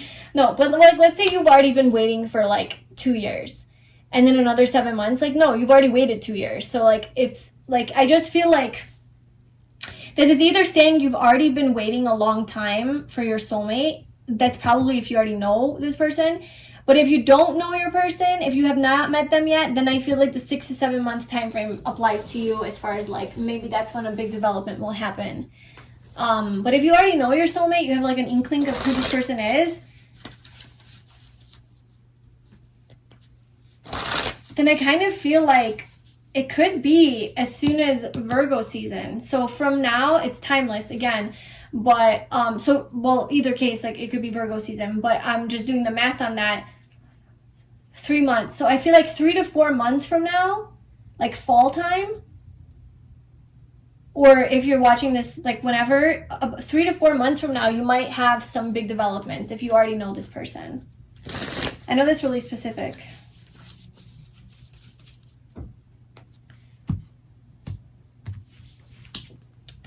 Okay, so focus on yourself. So that's what the universe wants you to know and wants you to do right now. In order to come into union with your soulmate as quick as possible, the best thing that you can do with your energy and with your time is to focus on yourself. Don't focus on this person. Don't focus on whatever. Just focus on you. Whatever that means to you. You're on your own self-love, on developing yourself, building your... And divine timing is at play. You have to be kidding me. The universe couldn't make this more freaking like obvious or clear that there is divine timing here, and that's like your main message. Your life is not random. It's all happening for a reason, okay? Just remember that and trust that. Everything, this is all happening for a reason. You're on the right path. Don't worry. Okay, so if you made it to the end, I appreciate you and thank you for being here. And I hope that this reading was helpful and that you enjoyed it.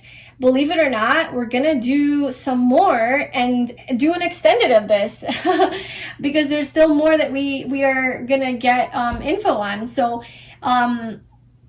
if you wanted to join me in the extended reading on Vimeo, what we're gonna do is get into your life together, like when you're actually like together, moved in together, settled down, married, whatever. What's life gonna be like for you guys? Are you guys gonna have kids together? Or like what's the situation with that? And you know, just basically like sex together, your sex life, first time having sex, what that's gonna be like, or I guess the next time having sex, if you already know this person, and then like what your sex life is gonna be like, and just anything else that we can get. So if you are interested in that, then I will leave the link below in the description box for how you can access that reading on Vimeo.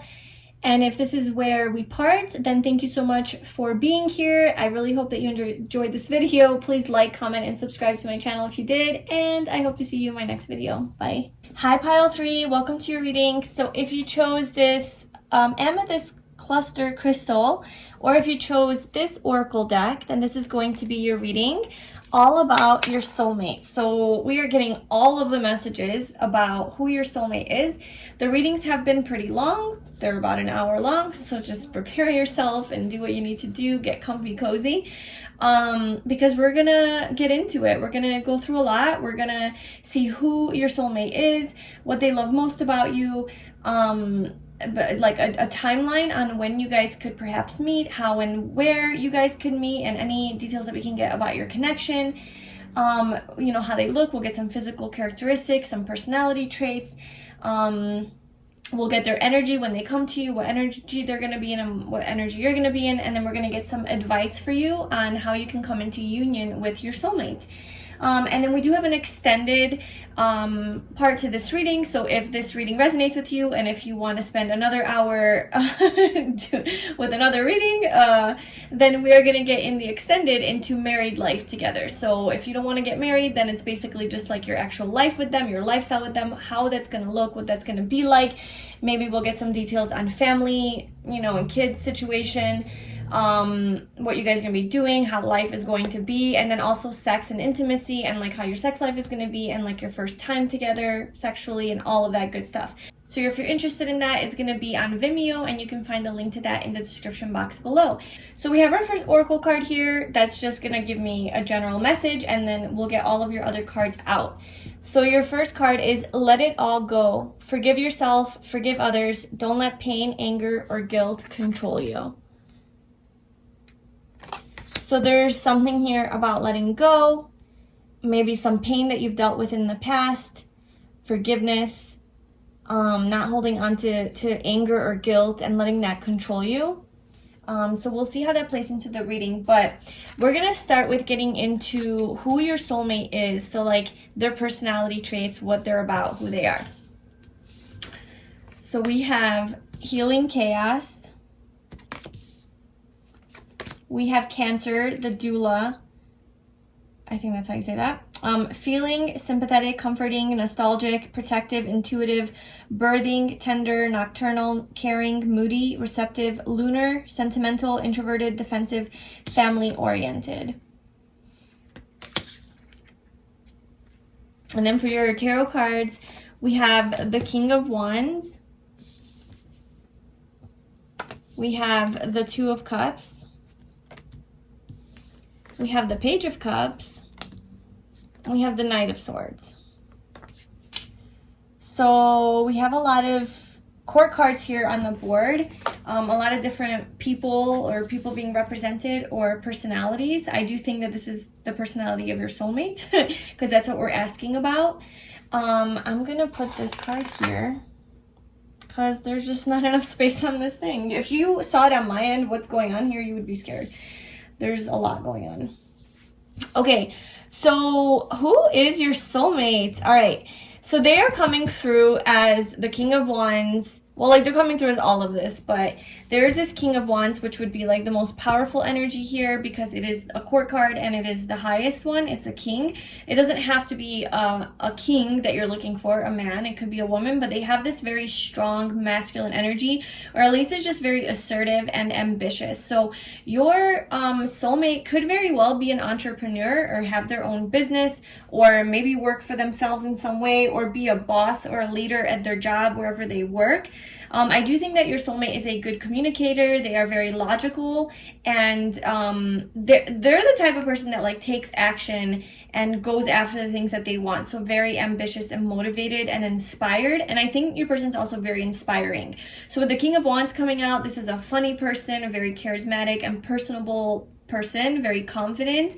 I think this person's really going to make you laugh because not only are they like the King of Wands, you know, this is, by the way, well, it's mainly Leo energy, but it could also be just fire energy, Sagittarius and Aries.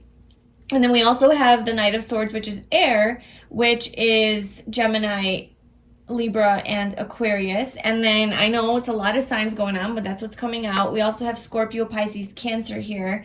And then we have actual Cancer energy, like fully. Okay, so those are some of the signs, but just don't get caught up on that. Those are just energies that they could be embodying.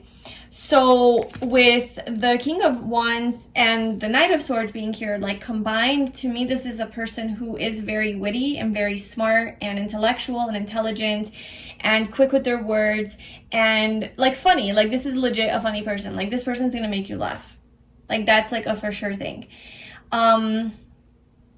And this person seems to be very outgoing and more of an extroverted type of personality. They seem to be very optimistic and look on the brighter side of things. I feel like they have a big influence in the life of others, like in whoever they have around, like their friends or their family or their employees or coworkers or whoever is around them. I feel like they tend to be the leader in the group and take control and lead the way, and they're very inspiring. People look up to them. I think people admire this person. This person is coming through as very sunny, shiny, positive energy, and they have a lot of love in their heart because there's also the Page of Cups here. So this person is a very dynamic person, basically, and they're a very loving person. And this is the type of person that doesn't just take, but they also give equally. So the Two of Cups here, they have this balance within them, especially in relationships where they, you know, it's an equal give and take. So with somebody that they love, they are highly reciprocal and they provide and they give back just as much as you give to them. So it's not like selfish. They're very conscious of you and the relationship and like what has to happen in order for it to work properly and successfully. But this person is very loving though. Like, you know, we have the Page of Cups, which is like just a very pure and innocent energy. Again, funny energy, very lighthearted and joyful. So this person does know how to have a good time. This is a lover, you know, your soulmate is a lover. But not like a pushover. They're a lover, but they're also kind of like a fighter. Like, they will fight for what they want, but maybe like once you get to know them on a little bit like deeper, maybe like at first they would come off like the King of Wands, just like very confident, like they have their shit together, maybe even like too much, you know, very strong personality, maybe a little bit intimidating, but they're not. Like, they are a very friendly person, I think, and they are easy to approach, but they might be a little intimidating because they are so high and mighty looking to you, because we also have the Sun at the bottom. So we have this strong Leo energy coming through. So I feel like a lot of people do have their eye on your soulmate, or they seem to be very popular or very admired and liked by the public or by other people. Maybe there are a lot of people competing for their attention, and you might just feel like, oh wow, like I can't compete with that, you know, and so it might intimidate you a little bit more. Look, we have Capricorn under that, the boss. So maybe they're just like the boss. They have boss energy. But I think when you start to talk to them, you actually realize how personable they are and caring and friendly and open, right? Open-hearted, curious, wanting to know and ask questions. They're very communicative, and how pure their heart is and how nice they are, non-judgmental and just like very friendly and easy to get along with. There is a sense of impulsivity though to your person, and like, okay, I'm just gonna go and do it. They do have somewhat of a chaotic energy here with healing chaos. And then like Cancer is also cardinal energy. So like they just like jump and like go do the thing they need to do. So they might not be the most grounded person. They are definitely more fiery and like just go-getter and like airy, and just like they say what they feel. They're very blunt and straightforward. They, say what's on their mind and heart as well though, so they communicate their feelings. The Page of Cups is the messenger, and it's cups, so it's emotion, so they are the communicator of their emotions, very expressive with that. And I think your person, I feel like your person is just a well-rounded person, really. Maybe they could use a little more earth in their chart. Maybe we do have the 10 of Pentacles at the bottom, so there is some groundedness, but I don't know, this speaks more of like your person does want to be in a relationship, and they do like stability, like as far as relationships are concerned. I don't think they like to like float. Like, I know the Knight of Swords could come off as the person that like flops from one flower to the other, to the other, to the other, kind of like that in and out energy. And then the King of Wands also, paired with this. So maybe like your person right now, or before you meet them, they are kind of that person. Like they're just kind of, I'm just going to be honest with you. Maybe they are like dating right now, and kind of in that stage in their life where they are looking for their Two of Cups. They are looking for their soulmate. So in order to find their soulmate, they are exploring their options, and they are exploring like what's out there, and dating around. But I don't think that they last. I think that it's very in and out type of things going on. Like maybe they have feelings, for these people, like a very lighthearted feelings, like, okay, I have a crush on you, let me go explore you. And then they go on a date with this person, maybe they do some stuff, and then it's like, nah, you're not really like my soulmate, like you're not the one for me, next, because we also have the Page of Cups at the bottom, a lot of this court card energy coming through. We have the Page of Wands at the bottom. And this is, again, like a person that doesn't want to settle down and just kind of exploring his options, going on his adventures, being very impulsive. So your person seems to be in that energy. And I feel like it's because they're looking for their Two of Cups soulmate. So they are living the single life and just having fun and exploring life. But it is based in like wanting that stable connection with someone, that stable relationship with you, because you are their soulmate. And once they do find that soulmate, the door is closed behind them. Like the door to anyone else, like it's done, it's a done deal, we're good, I got my person, and that's kind of like how they are, or what they're looking for. So I don't even know how these were. It doesn't really matter. Yeah, so your person's personality, I do feel like they have a big heart. They are very sensitive and emotional. They could be a little bit moody at times. They do have a lot of this chaotic energy a little bit, so that might be some, like I said, they're not the most grounded person. And they have, like, I feel like they're successful, but they're not necessarily like stable. Maybe the stability is with their, like, they have such big ambitions in life and such big dreams, and they always want to do something new. They want to go on an adventure. They want to take a risk. They want to have fun in life. That's like a big priority for your person, is to have a good time and have fun and laugh and enjoy life, live to the fullest, like a true adventurer, spontaneous. And so it might seem like they're a little chaotic, like they're kind of all over the place, like calm down, like let's just be for a second, let's just sit. So yeah, that is okay. So let's see what they love about you the most. Okay, I had a feeling. I knew it. I had a feeling. The King of Pentacles. This is how you're coming to, oh my God, this makes so much sense. So you're coming through as the King of Pentacles, like what they love about you the most. You don't have to be a king, you don't have to be a male, you know, but they love your grounded energy. And I was feeling that you definitely are seeming to me the more grounded person, because that's usually how it is. It's like opposites do kind of attract, you know, where if you had two people who are just super chaotic, like that just wouldn't work probably. So you settle this person down, you ground this person, you seem to be a little, or what they love about you and the impression you might not think of yourself as being like this. You might relate a little bit to this energy of like, yeah, I like to have fun, but in some way you're definitely more grounded than this person, okay? You have more earth in your chart, or you just have that about you where you know how to just like take a step back, plan things out. You're a little bit more structured, organized. You think things through, you're a bit more practical and down to earth, and you, on a practical level, you make sense, like you have common sense, okay? Not that this person doesn't, but this person loves this about you because I think they need this in their life. Also, I just want to point out that this could be a same-sex type of relationship. It could be like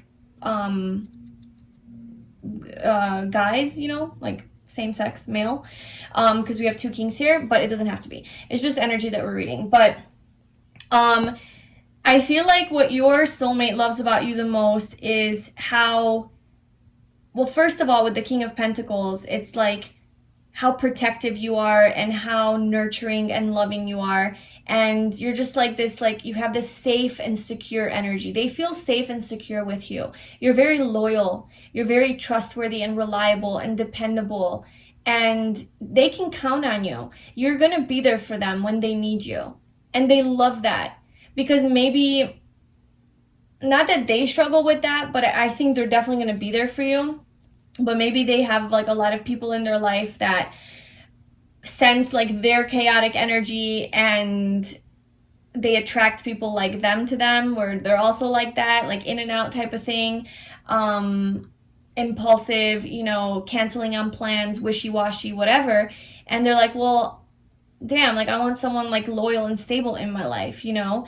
And I do feel like your person is loyal and stable, and they do want that like other partner to share their life with that is also like that, but they definitely don't come off like that on first impression. Like your person does not come off as like the most grounded person. So maybe people misperceive that, and more people have a tendency to like cancel on them because they're like, well, that's what pile 3's soulmate's gonna do anyway, so I'm gonna I don't know. It's just like they just need someone who they can count on, and they can count on you.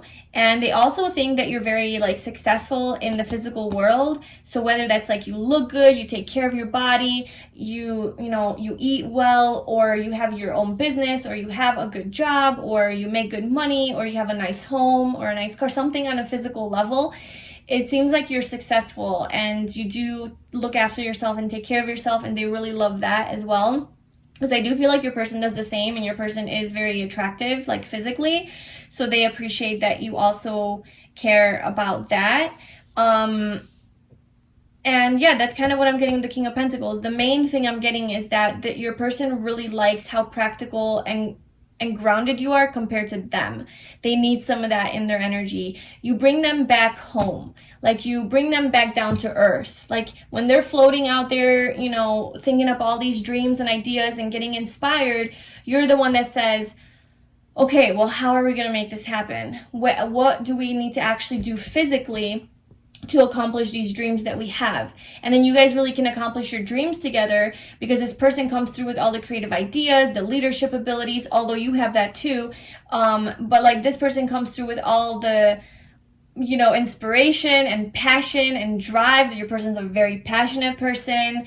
And then you come through with like the okay, I'll do the research, you know, let me get to work. Although your person also does like I'm telling you, your person's dynamic. They're not just like one-sided. They're multifaceted. They have a lot of sides to them. This is a very well-rounded, dynamic person that you're gonna be. That's your soulmate.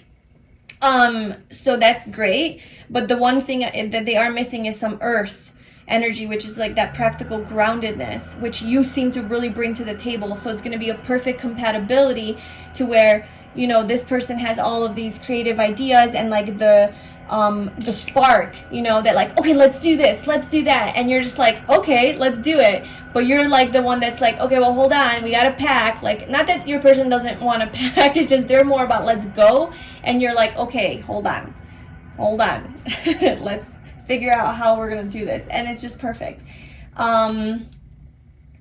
Yes, so now let's see what energy your person, your soulmate, is going to be in when you meet them. So what is the energy that they are going to be in when they come into your life? Like, what place in their life, what state are they going to be in their like life when pile. Okay, so we have the Three of Swords.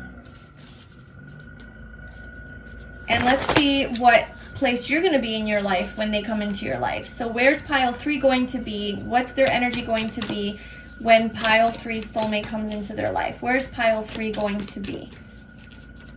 What state are they going to be in energetically? The Ace of Cups. Oh my God, you're going to offer this person so much love.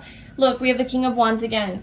So I feel, okay, so with the Three of Swords coming out, representing where your soulmate is going to be energetically when you come into their life, they're going to be dealing with some emotional pain, maybe even a heartbreak. Maybe they've just gone through some sort of a heartbreak or an ending of a relationship when you meet this person, and they're not really knowing how to deal with it.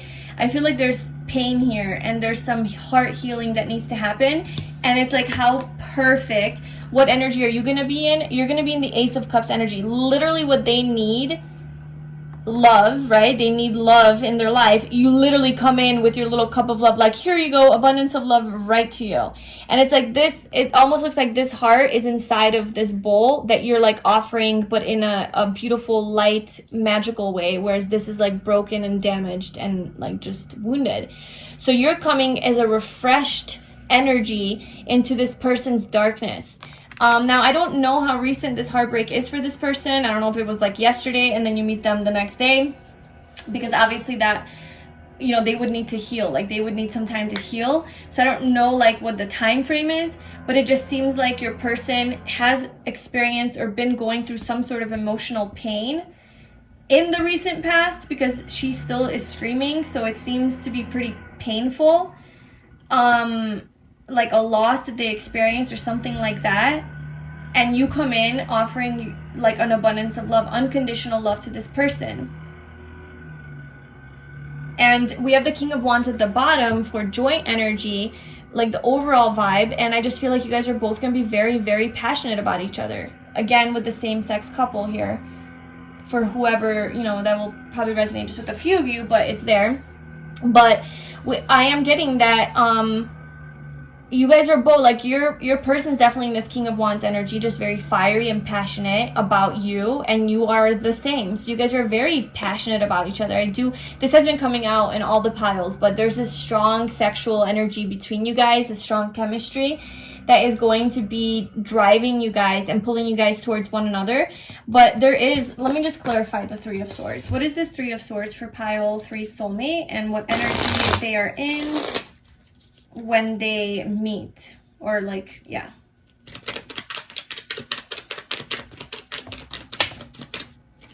So we have the Nine of Pentacles that flipped over, the Ace of Swords, the King of Pentacles. Look at this. All these kings. So, the Devil. Okay, so they were in a toxic relationship. So this person cut somebody out of their life who was probably a partner. Again, with the King of Pentacles. I do feel like this type of person is their type. It's just this more grounded, practical energy is what your soulmate's type is. So if you fit that description, more or less, then there you go. But I feel like they were in a relationship here, in a committed relationship, and that came to an end. With the Ace of Swords, it was cut out. This is interesting because what they love about you the most is the King of Pentacles, and the Ace of Swords is at the bottom of that deck. And now it's like, what is this heartbreak? It's the King of Pentacles and the Ace of Swords. I mean, I don't want to go as far as to say that you're the one that's causing this pain to them. And that's the energy that they're in when you meet them. Like, why would they feel that way about you? It's just weird, the synchronicity between those two cards. So the Three of Swords is about some sort of emotional, or like maybe, like this picture just looks like super painful, but the Three of Swords is about your head and your heart not being on the same page. So maybe like that's what's causing this pain, is like they meet you and the energy that they're in, it's like their head thinks one way of you and their heart thinks another way of you. And it's causing them some sort of like emotional confusion. So that's one version. But the other one is that this person was in a relationship. They cut that person out of their life because it was toxic, with the devil at the bottom, and now they're single. And they're single and they're kind of just like healing from that pain.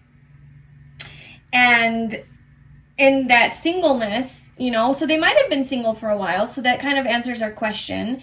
We have the Nine of Pentacles, which is a slow-moving energy. It is the number 9, so they could have been, like, broken up with this person for at least 9 months, and they're just, like, kind of, like, healing from that still, and in the meantime, they are sort of just dating around and not really doing anything serious with anyone, just, like, you know, exploring, I guess, their options. Because, like, again, we have the King of Wands here, but really deep down they're looking for their lover, like their true love, you know, you. And then you're coming through as the Ace of Cups. So when you meet this person, though, your soulmate, you're gonna be in a very open-hearted, loving energy. Like, you're gonna be ready for this person. You're gonna be ready to share your heart with this person, even though they're a little wounded, and there's a little bit of, like, heartache for them. You're gonna be the perfect person for them to heal that, or, like, I guess, to comfort them and to give warmth to the coldness, because this just looks so barren and cold, and this just looks so warm. And I just feel like you're going to be that sun, that warmth in their life that they are looking for. So that's like the energy. And now let's get some personality traits. So let's see some more personality traits about your soulmate. So what is... Let it all go. Forgive yourself. Forgive others. Don't let pain, anger, guilt control you. Okay, that's what that is. I feel like your person is dealing with letting something go from the past. Healing chaos. Yeah. There's something that happened for your person, your soulmate, that they're healing from. And it was a heartbreak from their past. And you come into their life and you provide love for them. And that you help them let it all go. Or they're going through this journey of letting it go, forgiving, healing. Like, they're going through a healing journey. Whether it's like consciously, like, I am healing, I am going to look at YouTube videos on how to heal, or it's just a natural process that happens when you are healing from a heartbreak. Like, okay, like, you know, naturally, not like actively. But in either case, your person is doing, you know, letting this thing go and healing and not letting this pain control them. But they are definitely trying to move forward with their life. They're definitely trying to move forward with their life positively towards happiness. Yeah. They're gaining the courage to move forward in their life with happiness, trusting that they are going to find love again. So your person isn't like a hot mess. You know, they're not a hot mess when you meet them. That's not, I don't know, that's the impression I'm giving. That's not what I'm getting. I am getting, though, that for this to come out for your person, what energy they're in, this is showing that they are definitely dealing with some level of pain from their past that they're healing from. Like, that is and, you know, this is just, I guess, for you to know as well, like, how to identify your soulmate. It's like, that's kind of like a thing, like a main thing to look for.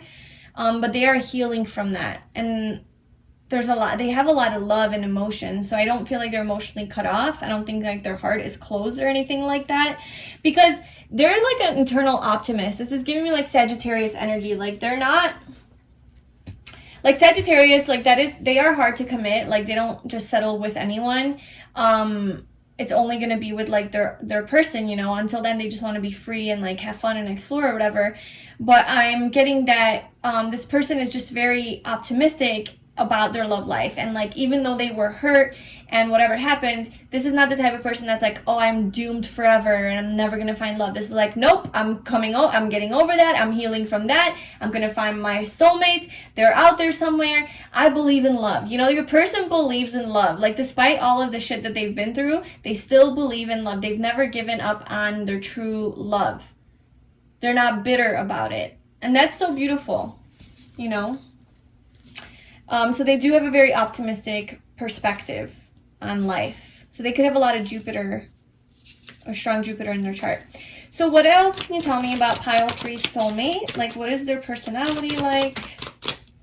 Okay, so we have extroverted. Yep, definitely was picking up on that. Reflective and introspective. Yeah, so they are a deeper person. They're not just like extroverted and just like, yeah, dude, let's go out, let's have fun, and let's just socialize always and avoid my deeper self, you know? Not that that's like how extroverted people are, but, you know, there's extroverts and introverts are more like within, but this is giving me an introverted vibe. So your person does have like a more natural extroverted nature, but they also are able to reflect and go within and see those parts about themselves that need to be healed, and then they actually like acknowledge that and are honest with themselves about it. You know, they don't like avoid the deeper stuff, the pain. What else can you tell me about? Okay, so we have anxious. So they may be dealing with some anxiety because of this. Genuine. Your person's a genuine person. They're real. They're authentic. They're very affectionate. I am getting a lot of fire energy. So yeah, they're very, like, physical touch is probably one of their love languages, like their main love language. Authentic, yeah. They're very genuine, real, and authentic. Like, they're not fake. They're real. They're a very cool person, like very dynamic. Guarded. So they might be a little guarded. Who isn't?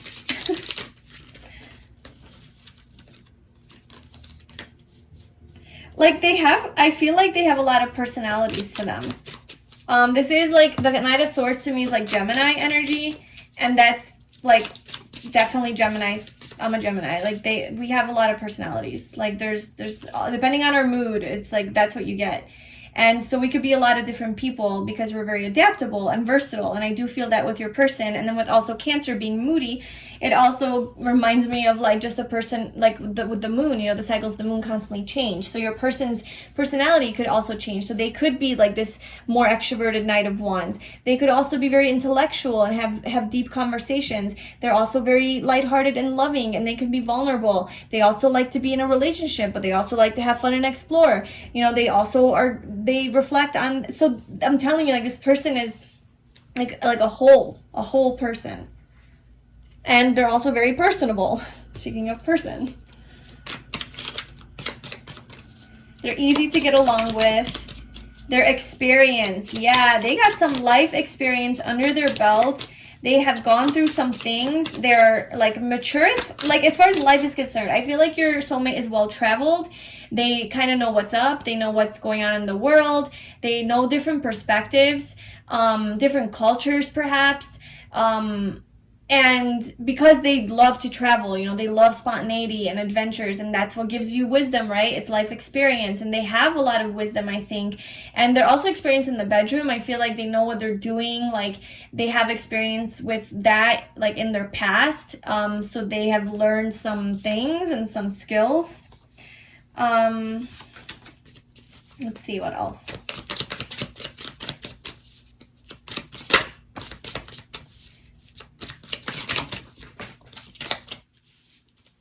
Okay, so we'll just take these. So we have generous.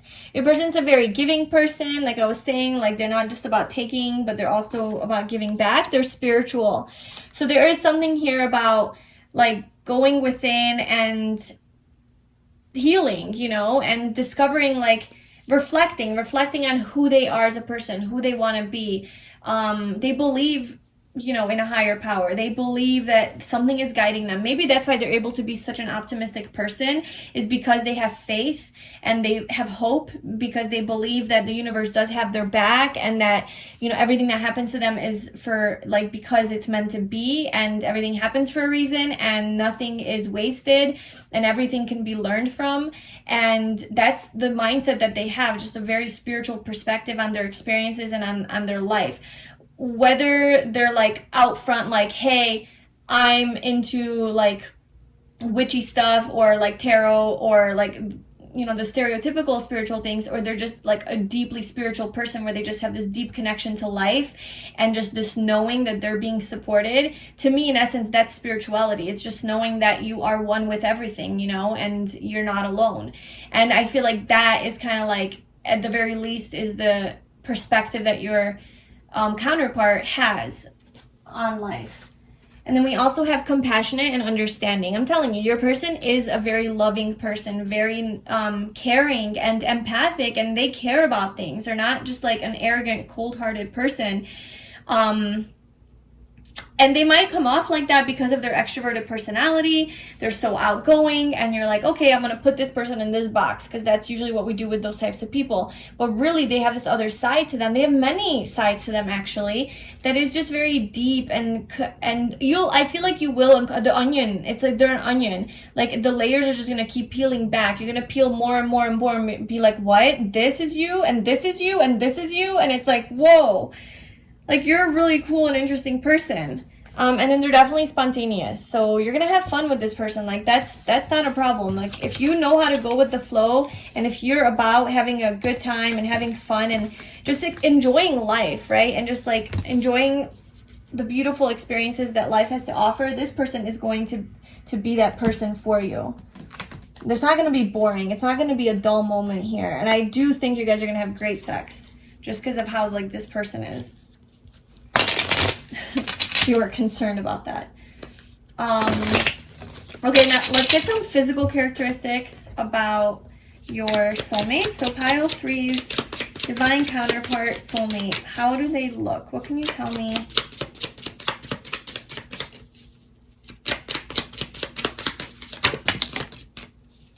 Okay, so we have brown eyes and hazel eyes that came out. So they could obviously either have brown eyes or hazel eyes are eyes that change color, so they could sometimes be brown.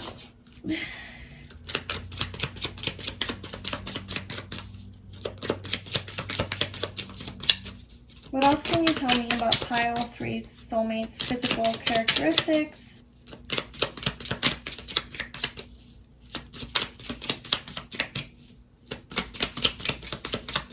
When you shuffle this way, you have to be really patient and like have a lot of time. Okay, so your soulmate has tattoos. So 1 to 500, I don't know, but they definitely have a tattoo. Accessories and jewelry. So I feel like your soulmate likes to accessorize. So if you look at this guy here, he's wearing a necklace, he's wearing some bracelets, so maybe something like that. If it's a woman, then definitely, you know, whatever jewelry.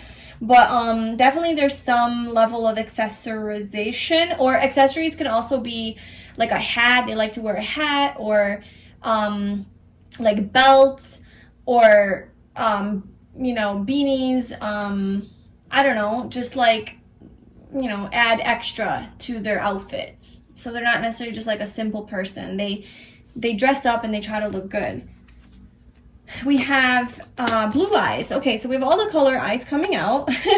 So your person could definitely have eyes that change color depending on their mood, because they're so moody. So that's a thing. But this is a general reading, so maybe that's just why it's coming out. But we also have Caucasian, American, European, Australian. So this is basically just like somebody who's more light colored skin, white, you know. Obviously could be from America, European, Australia, and whatever else you put in that category of Caucasian. So lighter skinned person.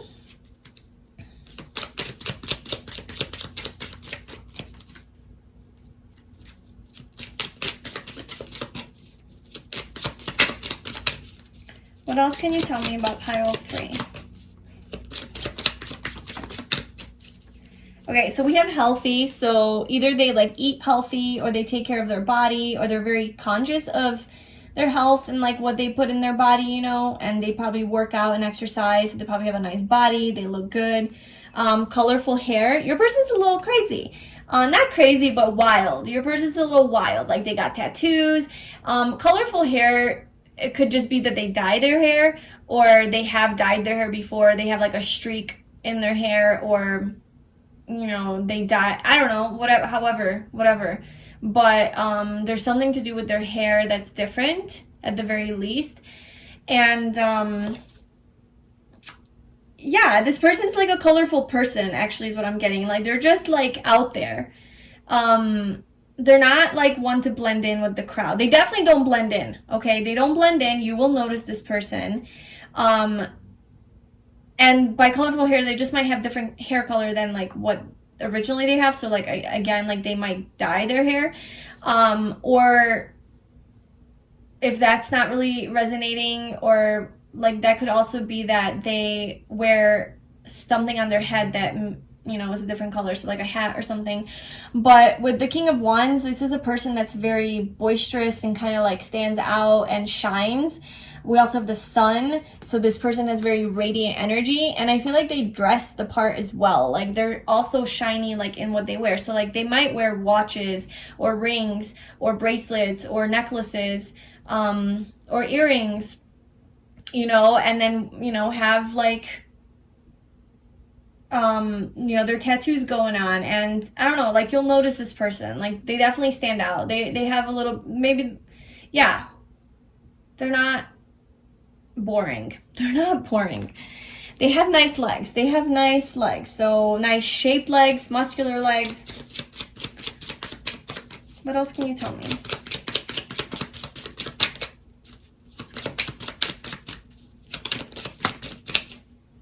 Okay, and then we have wild hair. I told you, this person's got some wild hair.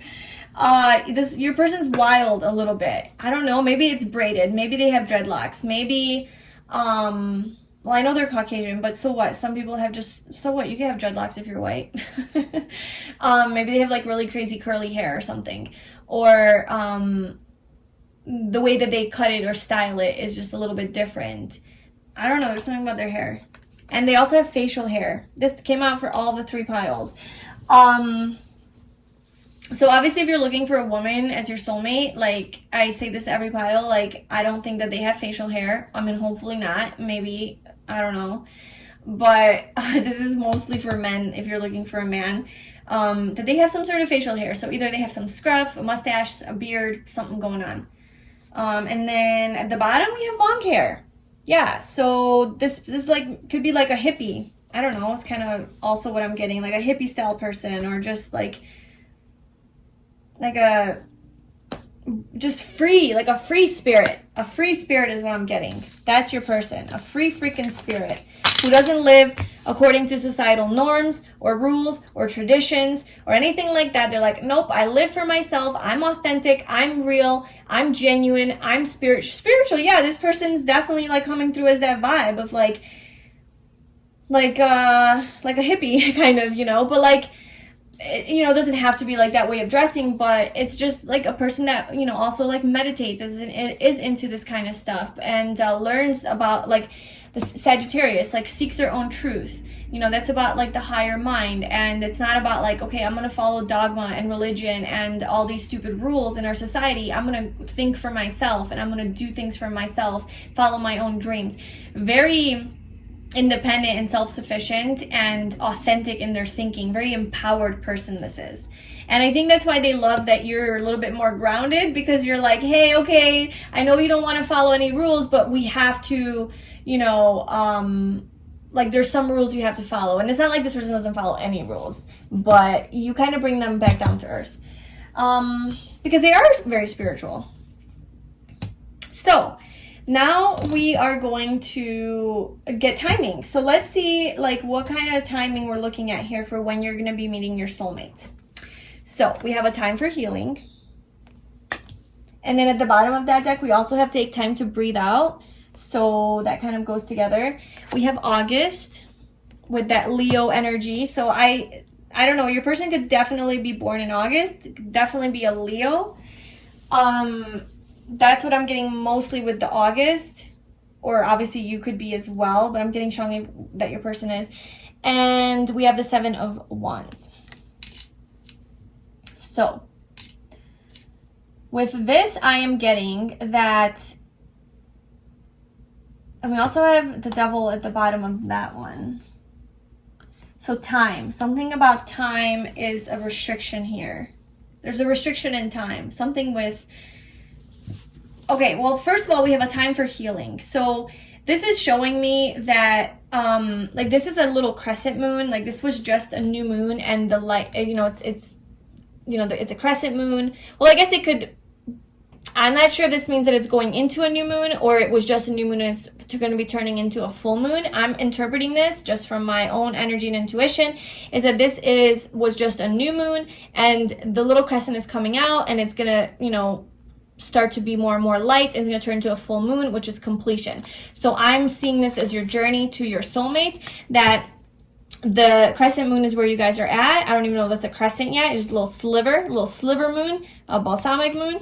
And when this becomes complete is when you guys are together. That's when you meet your soulmates. So as far as timing, I do see a little bit of time here that needs to take place.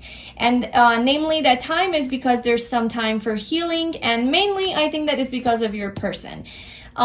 Your person is probably going through their heartbreak right now. Your soulmate literally right now is, and this is a timeless reading, by the way, but whenever you're watching this, your soulmate is probably experiencing this pain right here. And if you want to send, oh my God, I just got goosebumps from that. Oh, okay, so here you are at this reading, asking about your soulmate. You love this person. They're already in your energy field. Send them love. Send your soulmate love right now, from afar. Meditate on this. Send your person love. You guys are already connected. With the Devil here at the bottom, you guys are already energetically connected. You're just not physically together yet. Okay, the universe will make sure of it and bring you guys together when the time is right with judgment. This is according to divine timing. And you guys will have success and you will unite, okay, together.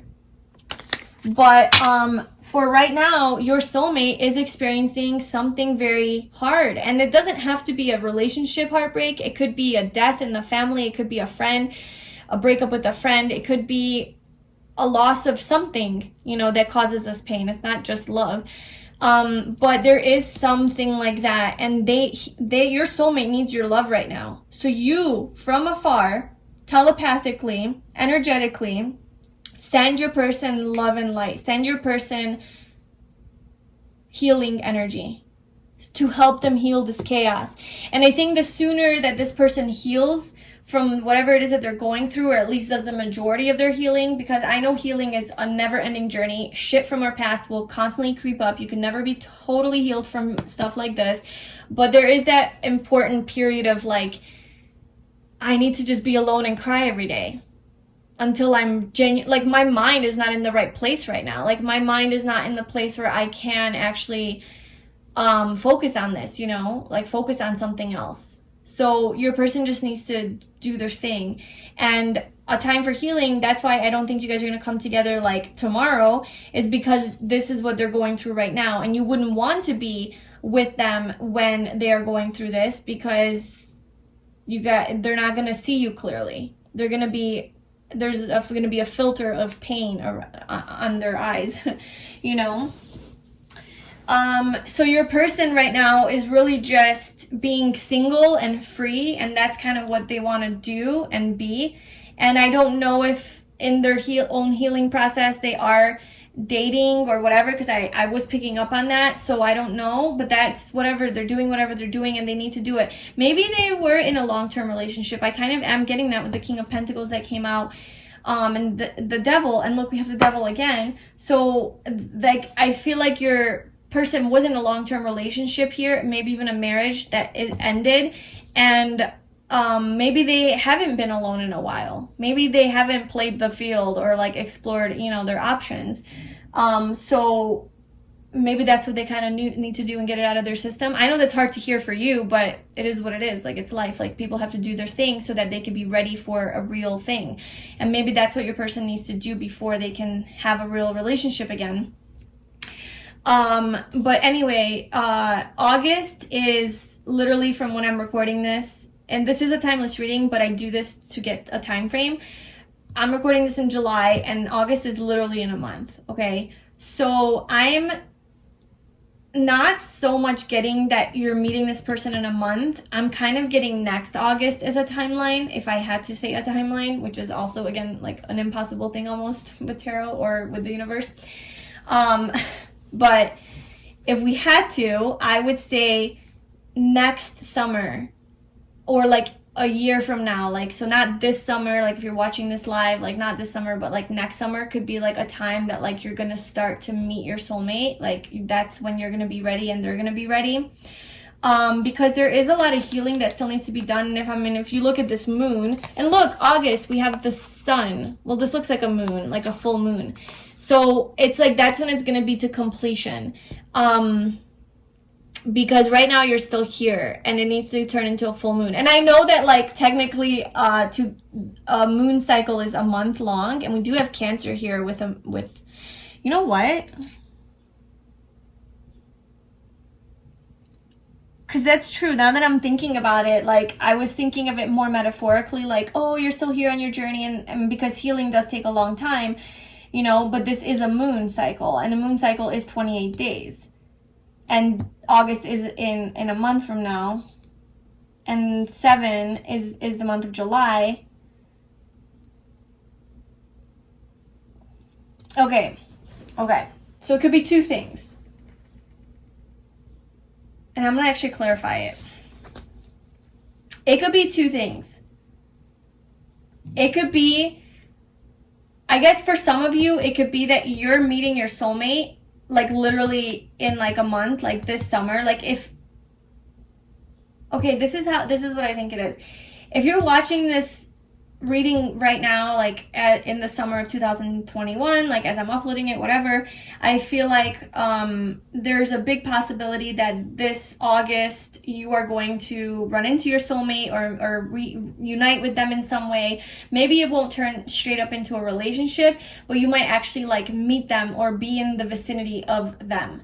That could be a thing. If you're watching this after, like in September or October, I feel like this is for next August. I feel like it's going to be for whatever the soonest August is for you that you are going to meet them. But I know that like a moon cycle is like only a month long, but I know that a healing cycle is it takes a long time, especially to heal from this sort of breakup. However, your soulmate could have already been healing from their breakup for a while before they meet you. So maybe they're not exactly going through this right now, but like they already have been healing this chaos, and so they only need like a month more. I don't know how you even measure or quantify healing, and put a timeline on it, but because we do have the 7 of Wands as timing, and like the wands are a quick moving energy. Okay, that's how I've been reading this, is not so much what the card means, but more about the suit and the element. And so this is the number 7, and this is fire energy. Fire is a very fast moving energy, and it's 7. So 7 months is a long time. I would say that's Pentacles. The 7 of Wands is quick moving. So this could be like 7 days. Okay, that's a little too soon, but 7 weeks, that would kind of align with our timeline.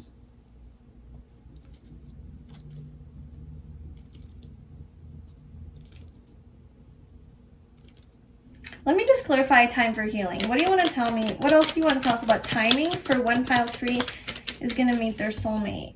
The 7 of Wands again! Uniting with your soulmate, the 3 of Cups, it's a celebration, with the 7 of Wands. Okay, so you know what? I'm sorry, but sometimes I have to like talk through things to like get the actual final message. I think you might meet your soulmate like in like a month or 2 from now. But I'm still getting like some resistance energy when I say that. Because we have the devil that is about restrictions. Okay, I'm going to stick to my original. That's what I feel. You could meet your soulmate a month or two from now, for those of you that resonates with, and that's like, that feels right for you as well, like with timing, like, okay, I'm ready to, like, that feels right. If you're like, hold up, lady, like, I'm just coming here for the fun, I'm not ready for my soulmate just yet, I have a couple more things to do. For those of you, this is like, it could be 7 months, but this is like next August, I feel, you know, this is like the next year, like whenever, so that this healing can happen.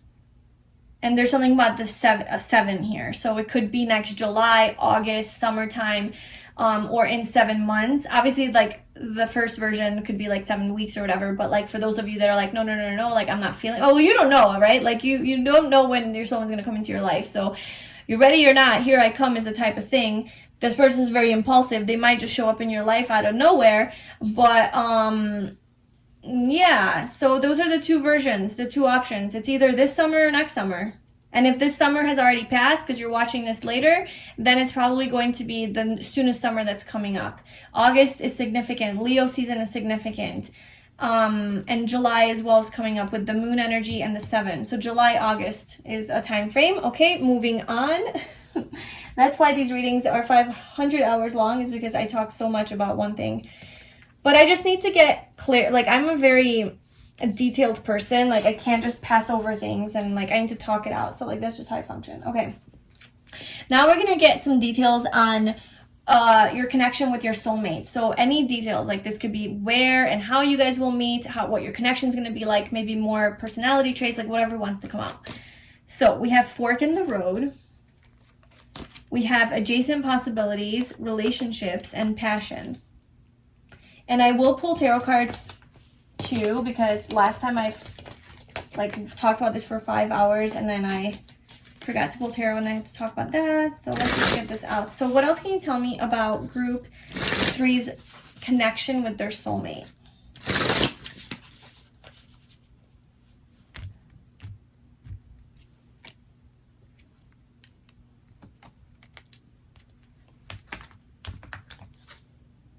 Okay.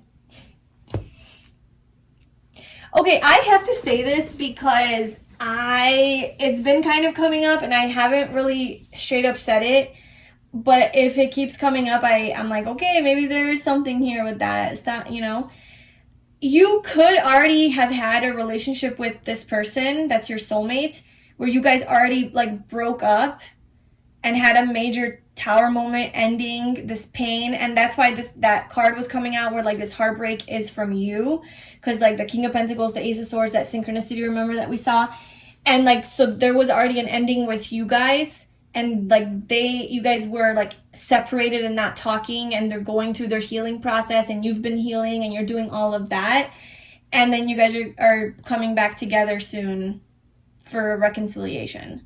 So that could be for some of you, because we have the 10 of Swords and the Tower at the bottom. And I don't know how else to read those cards as far as your connection is concerned, except for that, especially with this thing that came up.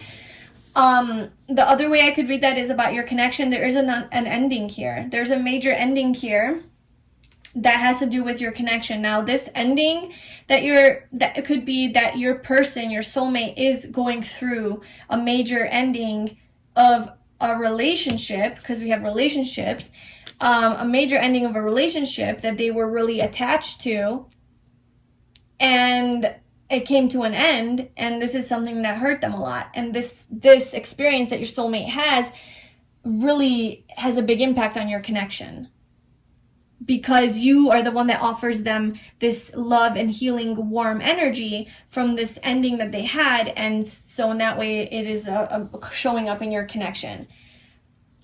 And then the other version of that would be that you already had this with your person and you guys are coming back together for a new beginning with the Ace of Pentacles to start over. But just to identify if that's you or not, I do see that this is for those of you who were perhaps Like, we have the Devil coming out for timing. I think the Devil showed up twice, if I remember correctly. And we had the King of Pentacles coming out. This is heavy relationship energy. So if you're just thinking of a person that you have a crush on, that you're secretly in love with, that just never hit it, you guys never hit it off, but you guys have a strong connection, or like, you know, a person that you dated for a week, you went on 2 dates with, and then they ghosted you or something. I'm not so much feeling that. I'm feeling like a legit relationship, like a relationship that you had with this person. Like, you guys actually dated, you were, you know, partners, like, for however long, but you had like a legitimate committed relationship together.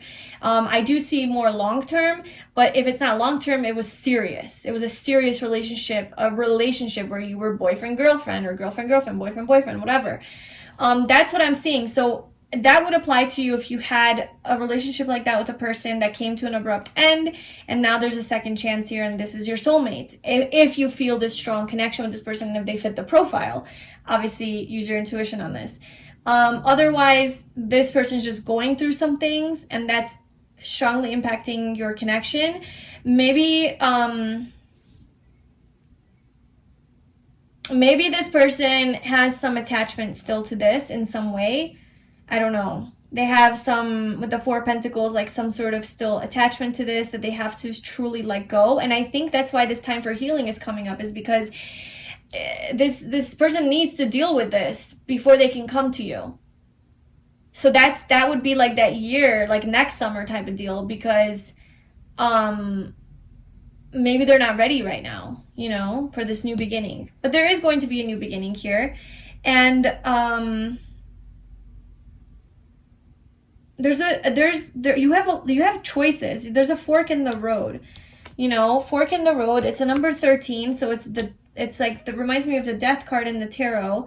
So there's some sort of an ending and a beginning, and you have to make a choice. So something to do with your connection is like you have so many options and possibilities, and you actually have to make a choice to commit to this one, or this person has to commit to. There's something about like making a choice and not being able to make the choice, but like knowing that this connection makes you guys happy.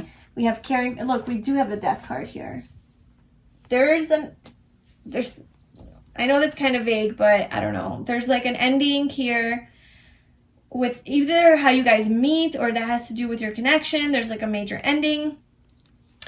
I feel like the fork in the road is that you guys have to choose each other, and you're choosing happiness over this attachment. And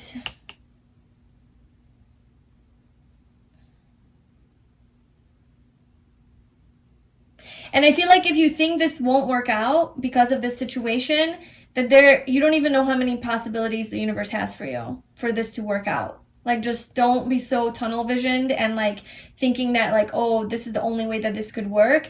The universe is like, hold on, I can make it happen this way, that way, that way, that way, this way. So just don't be so limited in your human thinking. Like, just know that I'm in control of this, and I can make it happen for you. Just trust in me.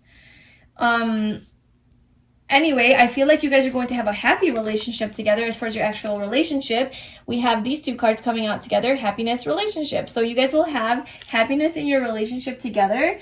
You guys are going to have a lot of passion, allow your heart and joy to sing with heart and soul to sing with joy. So you guys are going to have a lot of passion together. You guys are going to definitely care about one another deeply.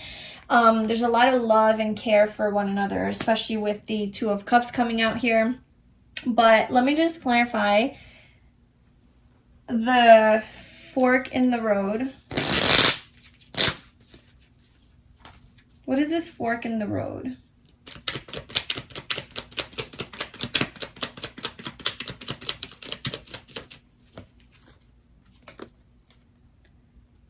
The Page of Cups. It's like this person. Oh, look, the King of Pentacles at the bottom again. So it's like this person comes into your life and offers you their cup of love with the Page of Cups. They offer you their cup of love, and you have to make a choice for some reason, like, do I want this? Obviously, like, we always have to make a choice, but it's almost like not an obvious thing, like, yes. You're almost like,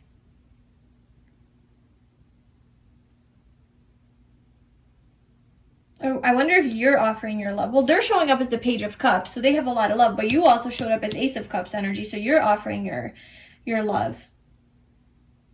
I think they offer you their cup of love and wanting a relationship with you. And so what happens?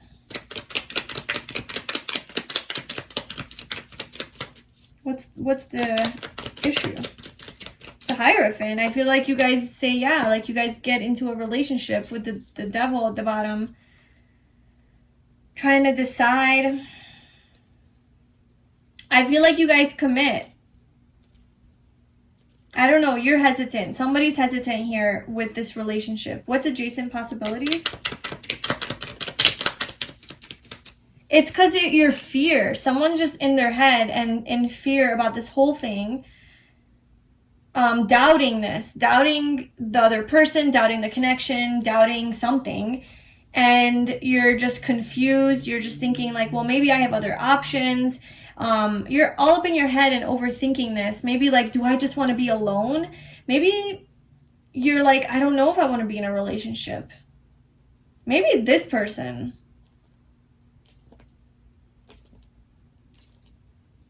is like, maybe they're just like dealing with a lot of anxiety. And you're the one that offers your cup of love, because okay. I know that their Page of Cups, like, yeah, they'll warm up, but like they're coming through as like the Three of Swords with like this energy. So maybe like you're the loving presence in their life that's offering this love when they're dealing with all this anxiety and having all these like possibilities in their life of how to move forward in their life. They're at a fork in the road because they're letting go of one part of their life and they're starting new and they don't know which direction they want to go in. And then you come into their life offering like sort of love and commitment, and they're like, damn, what do I do now? You know, I just was hurt. Like, I've been through this whole thing. Do I want this? I feel like that. And so they're still attached to their old identity or to their single life, maybe. But I think it's based in this betrayal or this pain that they experience, that they're afraid to start new with this connection. Because maybe they're afraid that this is going to fall apart, like just like the last one did or something like that. But then there is a lot of passion and connection between you guys, and it does become a relationship. Obviously, they're your soulmates, so it becomes a relationship.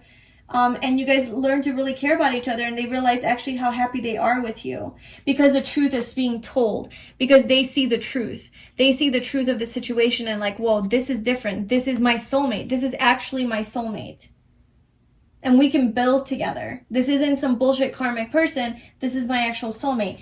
I'm going to express my love. I'm going to make the romantic gesture and not deceive you and not wear a mask. I'm just going to be true to you and my feelings. So I do feel like it gets resolved, but there is a little bit of like a little hiccup there. And I kind of feel like it's their energy. This is like, I think, a little bit of a confusing pile. Cause I think it's confusing because your person has so many different fucking sides to them. Like, who are you today? You know? I don't think it's like schizophrenia or anything like that, but you know, it's kind of like, well, what's up? Like, make up your mind. Like, what do you want? Like, they're impulsive. Your person is like, okay, yes. Okay. You are this grounded presence in their life. This is you. You come in offering love in a relationship and you're like, I'm ready to go. I'm ready to settle down. Let's do this. Your person is the one that's like, well, I don't know. I don't know if I can commit. I want my soulmate. I want to be with you. I want this, but it's like they fear commitment maybe because of like what they went through or their personality. I don't know. They might have some commitment issues. And so they're kind of like hesitant about it. And they're just really like attached to their old life maybe, but they're in a lot of fear. I think it's just fear-based, you know, and you're the one that's like seeing this clearly and like trying to ground it. Once again, you're this grounding presence in their life, trying to ground their feelings. They have love for you, they love you, but they don't know how to ground it. Which means like they don't know how to make it tangible and physical and like, okay, we're dating, we're in a relationship. And I think you do that for them. And that's what, ironically, what they love the most about you. It's like, yeah, you scare them with that. And it's a little bit like scary, but it's what they need. And actually what they love about you is that you are like that and you do that to them. And then so it does work out. So Now we're going to pull a few final cards for what advice, universe, do you have? Let it all go. Don't let pain, anger, or guilt control you. This person is having a hard time letting this shit go from the past. What do you want pile 3 to do or surrender to right now in order to be able to unite with their soulmate? So what advice do you have for pile 3 to come into union with their soulmate? Surrender your need to always be right. Give others the gift of letting them be right. Be yielding, not rigid. This will help resolve conflicts and improve your relationships. I think this is just a little bit, maybe you're trying to be in control of this whole situation and how this is going to unfold.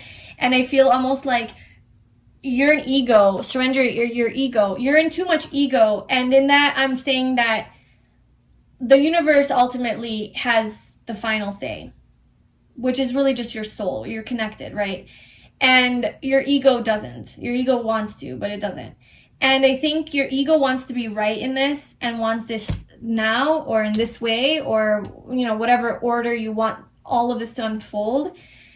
And the universe is like, you're not going to be right. You're like, you're not, you're competing with the universe here. You're competing with source. You're competing with the all one consciousness, okay? There's no competition there. We're all one. Collaboration only. Co-creation only. No competition. There is no right or wrong. You co-create, you know, align with the universe instead of trying to force things. Don't try to control your divine plan. Don't try to control divine timing, divine order, divine orchestration. You can't control it. That's not up to you. Don't try to be right with the unfolding of these events. You know, because this could be very frustrating for you.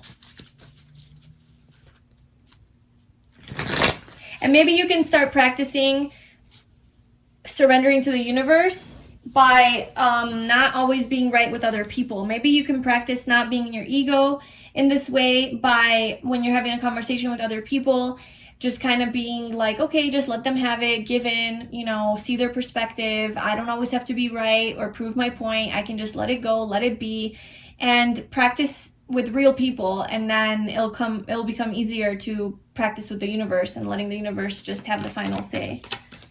What else? What other advice do you have for pile 3 for them to come into union with their soulmate, divine counterpart? We have judgment. Let the universe make the judgment call. Yeah, that's literally what I was thinking of when I was talking. The universe will, there's a death and a rebirth happening here. Like, I mean, there's an awakening, there's an expansion, there's some sort of clarity that you're going to gain, but it's going to happen in the right timing. So with judgment, it's like, you're going to have it, like it's going to happen. But the door's going to open when the universe sees that everything is perfectly right. Can we have this guy show up more times? Is someone a Taurus here? Because the King of Pentacles keeps showing up. So this is the 4th time that this guy made its way through the reading. So there's definitely something here with that guy. Your advice is to continue to be yourself and to focus on your career, maybe focus on your own success, focus on your health, focus on the thing that they love about you the most, which is the King of Pentacles energy, which I described. Focus on being that, I guess. Focus on embodying that grounded, down to earth, more practical, structured, you know, all of the things, energy, all the things I already mentioned, that my brain is dead and you know, but yeah, all of the things that the King of Pentacles embodies, that this person needs you to be. It's to be in that energy. And because this is what they need. Your person needs someone like this. So if you become that, they will find you easier. They will attract to you easier because you're not this wishy-washy in and out type of person. You're a very reliable, trustworthy, loyal person. Very loving, caring, and nurturing. Very affectionate and sensual. Be those things. Okay, and then we want just one final message from the universe for my pile 3s. what final message do you have for them with regards to uniting with their soulmate? Don't lose hope and faith. Good things are coming. So that's your final message. Keep the hope, keep the faith, just like your soulmate does. They're not giving up, even though they've been through some shit. So if they're not giving up, you can't give up. And your desires are coming to fruition. So the things that you want are coming to you. They are manifesting. Just trust that. That's all you need to do. Try not to be right all the time. Like, oh no, it's not happening. It's not happening. If that is something that you tend to do, well, that's your ego trying to be right. And the universe is like, I'm sorry. Are you telling me it's not happening when I clearly know it's happening? Stop saying it's not happening. Because you're going to create that, or you're going to create blocks, you know? Just don't try to be right with the universe, you know? Just surrender, let it be, and good things are coming. Like, you are going to come into union with your soulmate. Okay, so that was your long-ass reading, pile 3. I hope that you enjoyed that. If you're still here, congratulations. That's awesome. Thank you so much. I'd love it if you let me know in the comments if this resonated with you, and if you liked and subscribed to my channel. And if you are interested in more about this soulmate connection, I am going to get into the extended now on Vimeo, where we're going to get into, basically, where's my list here? So we're basically going to get into your overall life together with your soulmate, and like your lifestyle and what that's going to be like, you know, just like kind of married life, quote unquote. And like maybe the pace of the relationship, moving in together. So really, it's whatever spirit wants to tell us and what wants to come through, but that's kind of like the focus. Maybe like, you know, family situation and what that's going to be, like kids and things like that. And also how your friends and family are going to view each other. Like, how are you going to be liked by them? Are they going to accept them into your life? Whatever. And then sex, like your sex life with them, intimacy together, and your first time as well having sex with them. And if you already know this person, then your next time having sex with them and what it's going to be like. So if you are interested in that, I would love to see you there. The link is in the description box below. If I don't, thank you so much for being here. I hope you have a beautiful day, and I will see you in my next video. Bye.